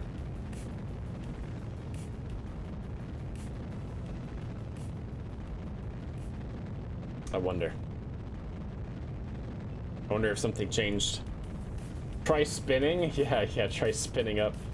Indeed. I like to think it isn't the game version, but I don't know what they would have changed. What could have changed? Anything could have changed, so maybe I'll finally upgrade to 1.12.5.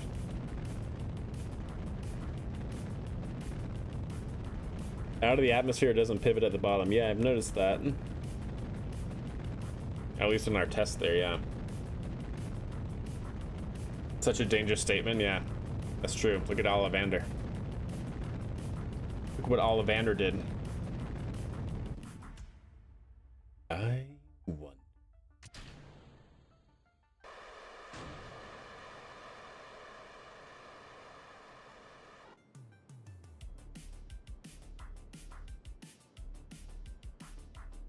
This one should go up to 71 kilometers and then try to trip the fairing.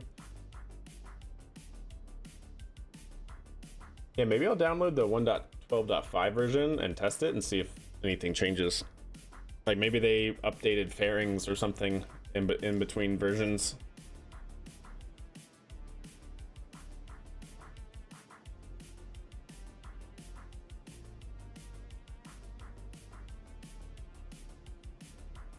For tutorial fixes? Fair enough. Or I wonder if it's like craft file? Nope, that didn't work either at 71.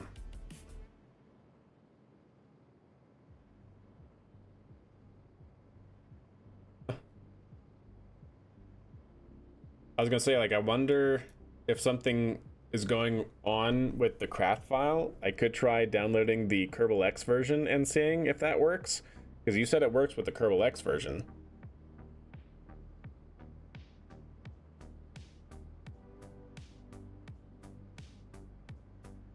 Well, I'm stumped. Me too. It's time for the no fairing test. I don't know if that would... I don't know what that would yield for us, Tectonics. Not having a fairing. Because it's the fairing that's the problem. So I don't think a test without a fairing would yield us anything useful. Slightly shifted up version. Yeah, but yours isn't, right? Yours isn't a slightly shifted up version. Which is what is really throwing me for a loop here. All right, I'm gonna try something. I'm gonna go to Kerbal X. I'm gonna download my version off of Kerbal X, load it up here into the game, and see, because you know sometimes you like Control Z and you have a craft file that you use over and over and over and over again, and you change payloads and you keep everything else right. Sometimes that does change the craft file in some manner. I've had that happen before, so I'm just wondering if that could be. All right, so go to download,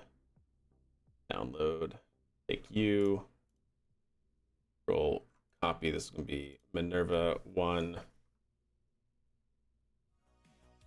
ship, Minerva 1 flight ready V2, or Kerbal X. Let's just call it Kerbal X. Okay.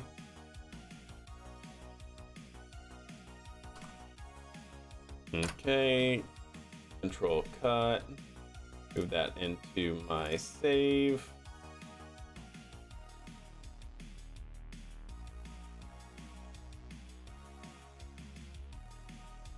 Into the VAB.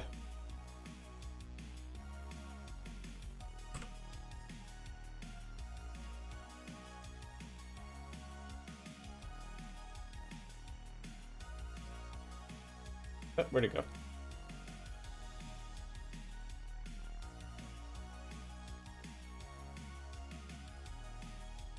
Stand by.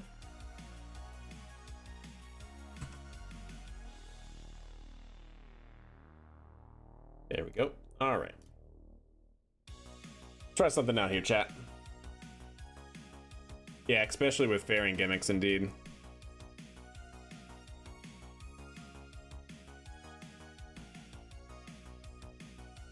The other thing is, right, is this isn't going to have any cameras. Like, I don't know, I don't think that should be a matter, but we'll try it.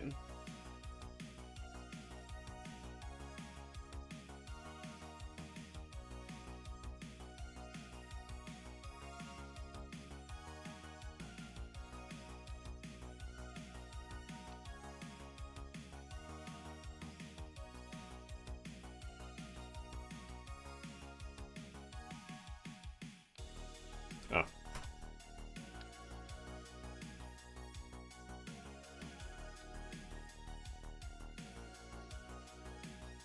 Yep, I'm just gonna not even worry about changing anything. Let's go ahead and save it. Let's change our staging.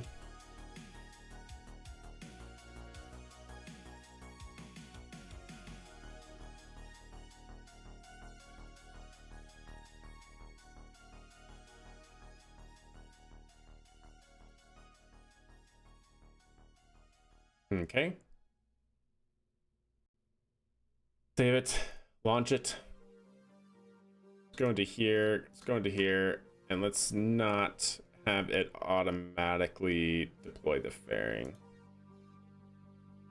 Let's get rid of that for a second.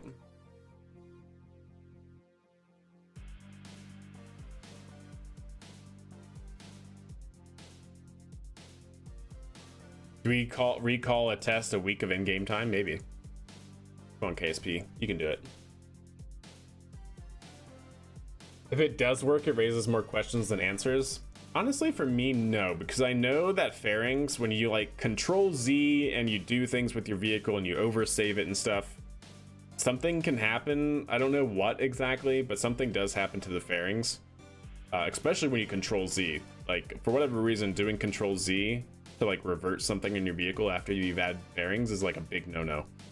Because it like changes, it like makes the fairings that you might otherwise have as a hollow space, it actually makes it like a solid or something like that. I don't exactly remember what it does, but it's weird. But yeah. You bet 5,000 Bridenstines that this will work. There you go. All right, autonomous launch once again. This is off of Kerbalex. This should be essentially exactly, I think, what Snackless should have. I didn't even auto strut it, so it's going to be a noodle rocket.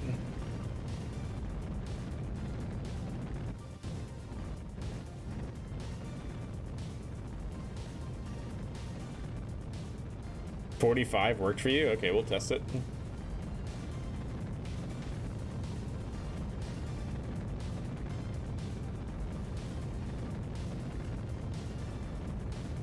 Yep, a little bit of pogo, don't worry about it. It's fine.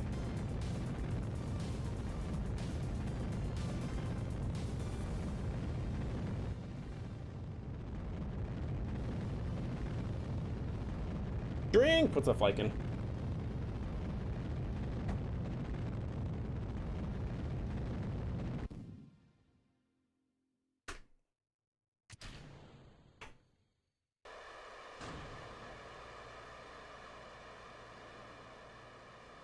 All right, we'll do it at 45. Be consistent with what we were doing earlier.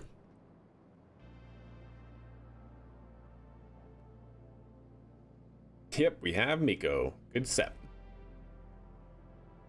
All right, there's 5 and 3, 2, 1.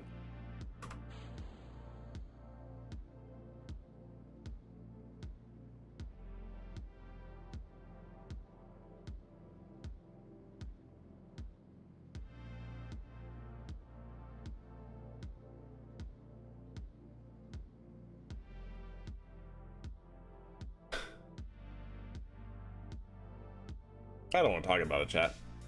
I don't want to talk about it.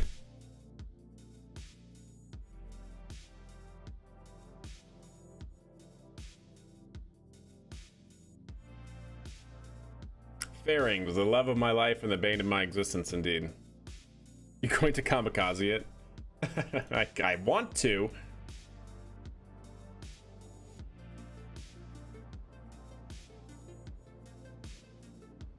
Let's go back this way. Go back this way, chat.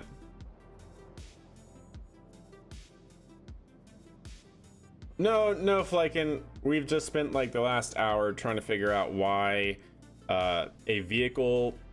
So this is a viewer submitted payload for me to launch in my game. This is Snackless's payload, going up to a station as a crew resupply module. He tested his payload on this rocket that I put up on Kerbal. It worked for him. I put it into my game. It blew up on separation of the fairing. So we've been here trying to debug why his works and mine doesn't. And it appears to be something to do with fairing dynamics. And for whatever reason, it's different. I don't know. I don't know why. More like unfairing, yeah. Take the cameras off yours. We could try that. We could try taking the cameras off. It's not a bad idea. Just to be like thorough in that. Because the camera should... Quite literally, the camera should be the only difference, as far as I can remember and am aware, between the Kerbal version and this version. It's the only thing that I can think of as being different. Part-wise, I mean, part-wise. I don't think it's going to be the cameras. At least I really hope it isn't the cameras. Where I took that one off, and then the has cam just to be sure. Oh, and the one up here.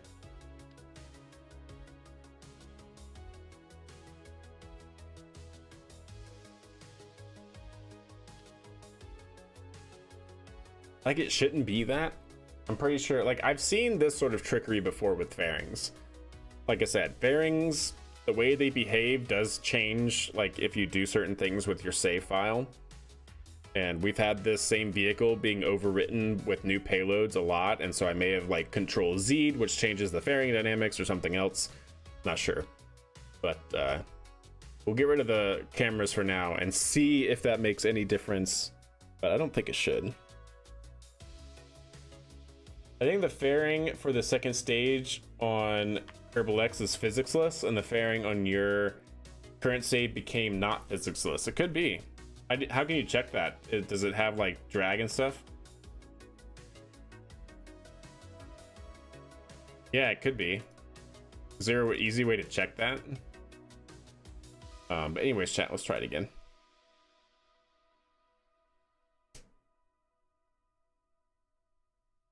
Hey, what's up, Dalek? How are you? Yeah, you came in after trying to debug what's wrong with this vehicle for like the last hour.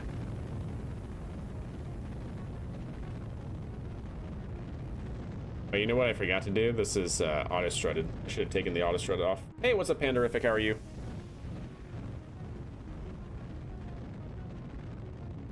I'd like to think it's not the auto strut, but like I said, you never know.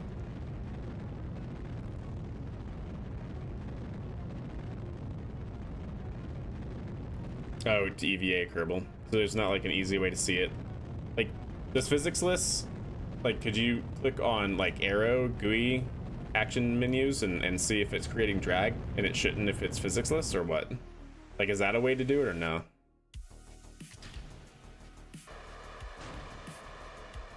Looks like an ICBM. All right, we're above 45 and set.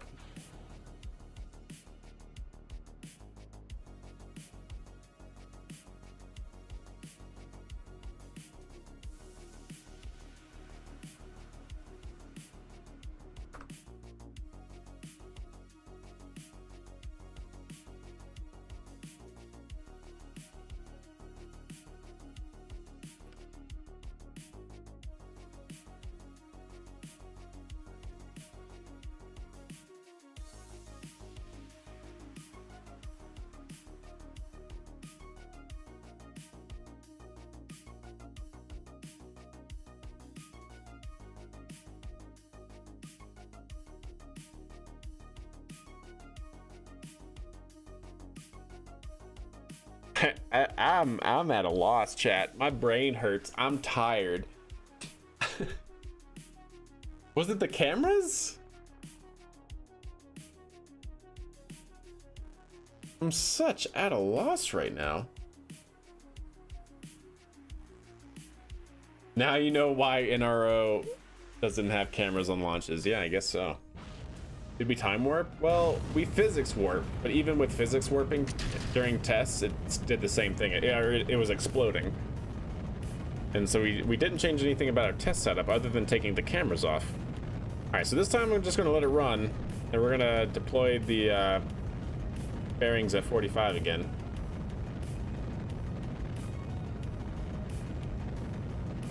Yeah, man, Chad, indeed. Maybe jump the gun, huh? Maybe it's the camera manufacturer. That'd be an interesting report to link the cameras to the problem with the upper stage fairing when cameras are down here and not anywhere near the fairing. I want to see that report. Just one camera? No, yeah, I mean, we had several. So we had 2 fairings on the first stage down here. We had one on the inner stage and one at the bottom of the second stage. And then we had the fairing up here. So there was like 2 cameras here, a camera here, and a camera here. And then the fairings up here, so. The Castlblad cameras are known to cause interferences with other critical components, indeed. Is the code doing staging? Yeah, code's staging. No, I'm sorry. Well, yeah, code's doing the staging. All I'm doing is manually popping the fairing. That would be the canon story. Yeah, must be. Yeah, the other thing to test, chat, I'm wondering, would clipping the camera in the bottom of the fairing on the first stage cause it to no longer be physicsless snackless? No, because we have other parts clipping into that fairing. So why would a camera? What would a camera do? Unless there's something a little buggy with the VDS cameras, but I have no reason to believe that. Stabilizing pitch for Miko, shut down, and set. Good separation. Prepare for fairing.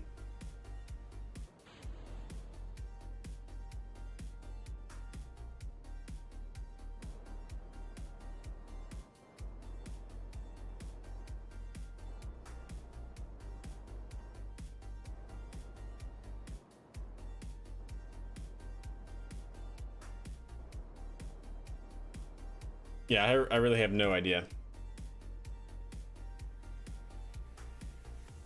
Does D-spin work? Yeah, it should. Yeah, it does.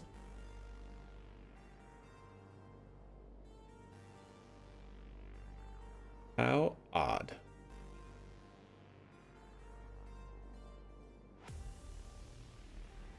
Now let's throw a camera on it. Let's just throw all of the cameras on them. Well, we can reload the version that we were working with before, right? So I don't think did I save it? I don't think I saved it. I think I purposefully did not save it.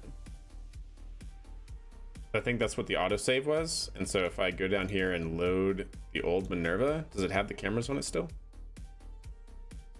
Maybe, maybe not. Yep, it does. So we have camera and camera. Now let's run the same exact trajectory, which should have the same exact everything with the cameras. So there's a camera here, there's a camera here, there's a camera here, and there's a camera here. There is no, as far as I am aware, camera up here near the fairing that's been having issues. So let's launch it after we check staging. Staging should still be good. Yep. And we're going to do the same exact thing. It's going to separate at 45 kilometers. Is the camera mounted to the flag? No, it shouldn't be. It shouldn't be. I didn't check it, but it shouldn't be. Pretty sure I just mounted it to the tank underneath the fairing. Full flames, indeed, indeed. This is just wild, though, is all I've got to say, chat. I don't know what to say else.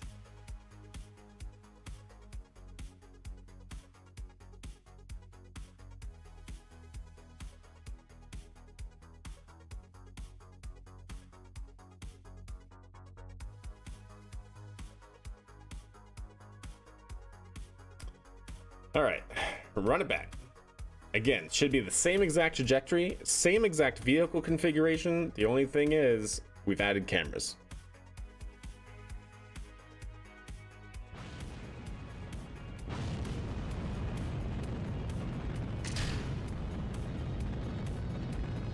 I'm not going to time warp it either, just to have abundance of clarity.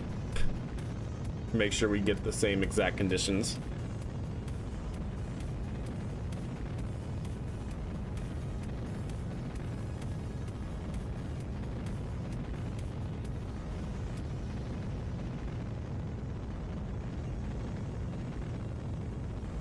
You're getting hungry on orbit? Me too, man. Yeah, I'm this close. Okay, this close, Mad Chad.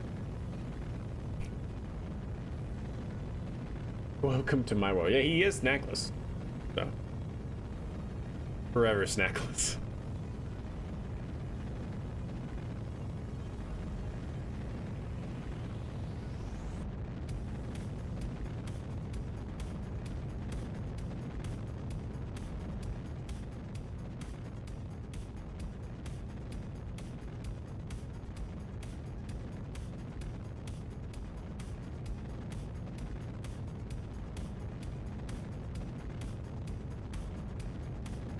Joel, check for null reference.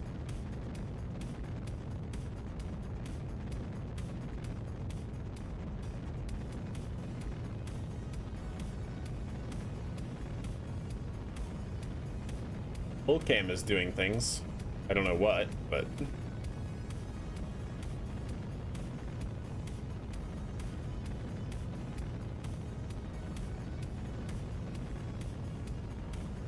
okay, looking good. Like I said, I'm gonna try to do the separation right at 45, which should be pretty close to the exact same trajectory in place as last time. That was just successful.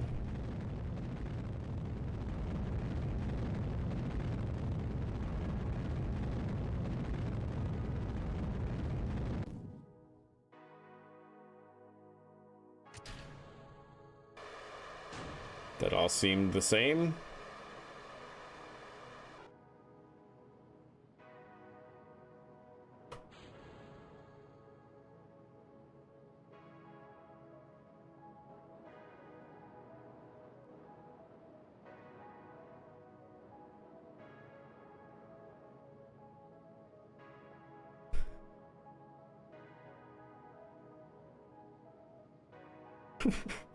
What? Okay, now I really don't understand.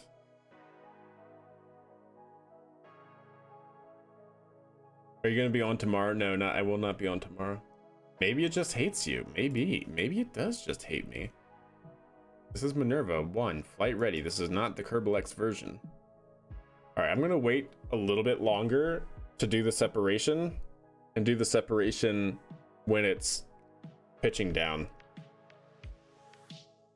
Yeah, exactly, Kato. Yeah, we'll do that.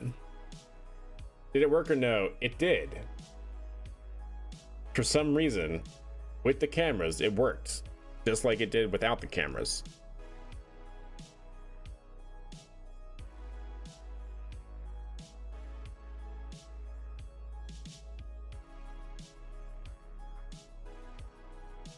Yeah. So this time I'll do it a little bit later when it's pitching down. I'm stumped, me too. I'm stumped too.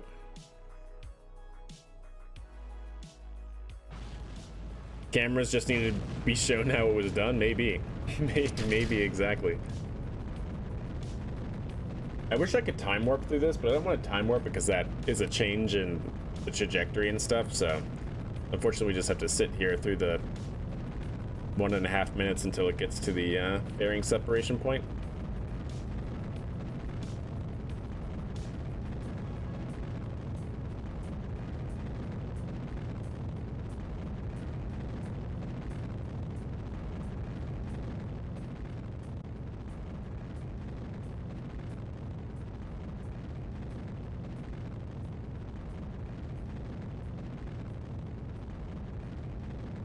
I mean, I don't know, chat. I don't know why. It's messed up though, I'll tell you that much.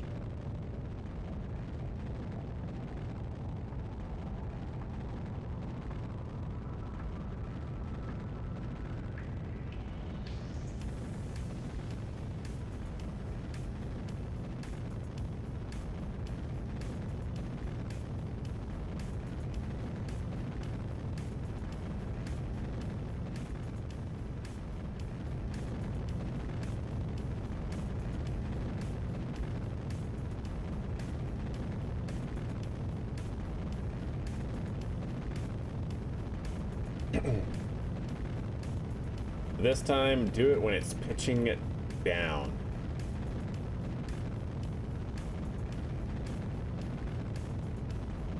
And this should be the version that's also auto-strutted. But also, the other version that we got off Kerbal, or that we ran with Kerbal, was not auto-strutted, so it's not, I don't think it's the auto-strut. Pitch down for what? Indeed.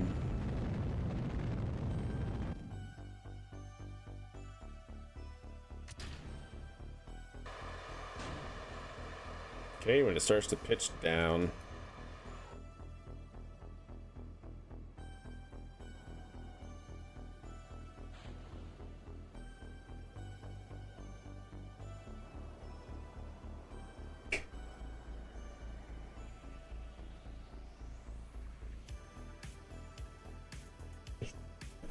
I don't know. I don't know.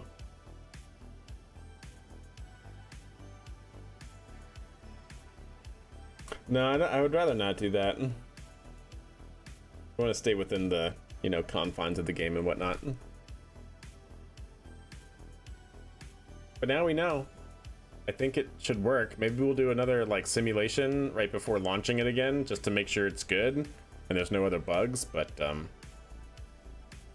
like, yeah, it was pretty much on point. Additional data point for the camera needed to be shown. Yeah, exactly, something like that. Because this has the cameras, right?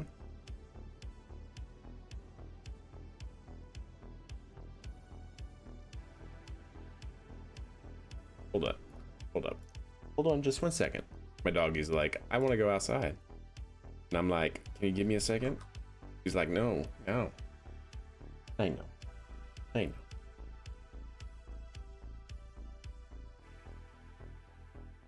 I wonder if using the camera does something. I don't know why it would.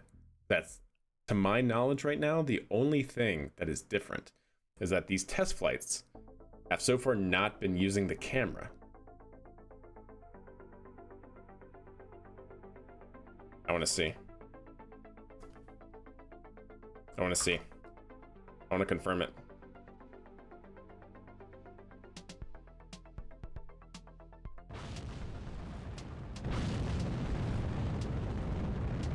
Is the payload separation what is the issue, or the fairing set? It's fairing set. The fairing set that's an issue.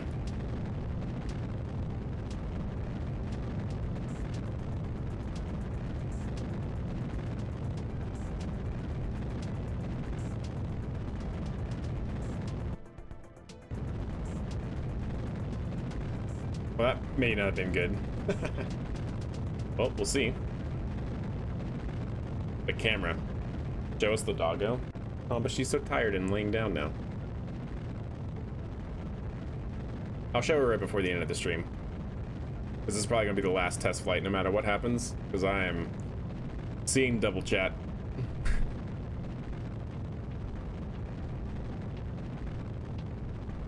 I don't know, Hughes. Well, there should still not be any cameras that are... Well, there are some cameras inside the fairing, aren't there? These are docking ports inside the fairing, and the docking ports in the with the mod do have... Yeah, I don't know. That's actually interesting. I don't know. Because we when it was having issues, right? We were in this camera mode. Not this one. This one. I wonder if it has something to do with that.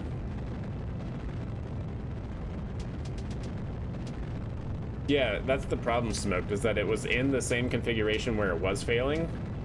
And it wasn't failing then after reflying it. And it was like, why? What changed? Nothing changed.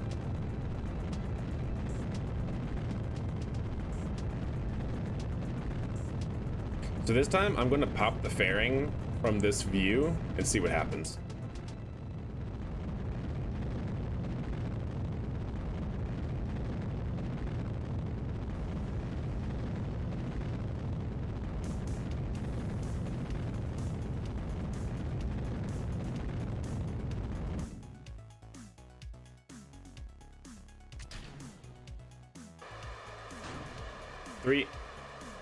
Actually, I'm gonna wait for it to get to 40. A little bit higher, a little bit higher, a little bit higher. Same position right there. That looked fine to me. So it's not that? Okay. I don't know. I don't know, chat. I don't know. I give up. Revert that back to the assembly building. Shut down KSP. I'm calling it a night. You want to see the doggo? I'll show you the doggo. You want to come up here? Come up here. Come on. That's right. Just kick over my water bottle. That's fine. Just do that. Come up here. Come. There's a good girl.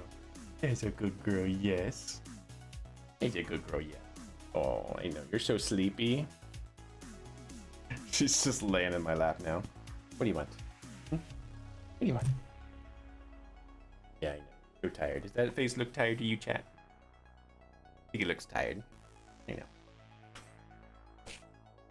Good girl. All right, that's gonna have to do it for me, chat. I hope you guys enjoyed the stream. Just a little torture session by the fairings. Yeah, we'll load in KSP. Next stream will probably be Sunday. Yeah, Sunday will probably be the next stream, and we'll probably get right into testing that again, just to make sure I'm not crazy, and we'll figure it out, and then do, I guess, a retry, but probably not with snacklesses. We'll probably move on to mechanical Jebediahs. Yeah, I don't know, chat. I'm at a loss for words. But anyways, have a wonderful Saturday if I don't see you. I hope you guys enjoyed the stream, even though it was kind of frustrating, at least for me, and I'm seeing double. I'm very tired, but hope you guys enjoyed it. Have a good Saturday if I don't see you. Hope to see you guys Sunday, where we'll be back at it. And until then, chat, till then.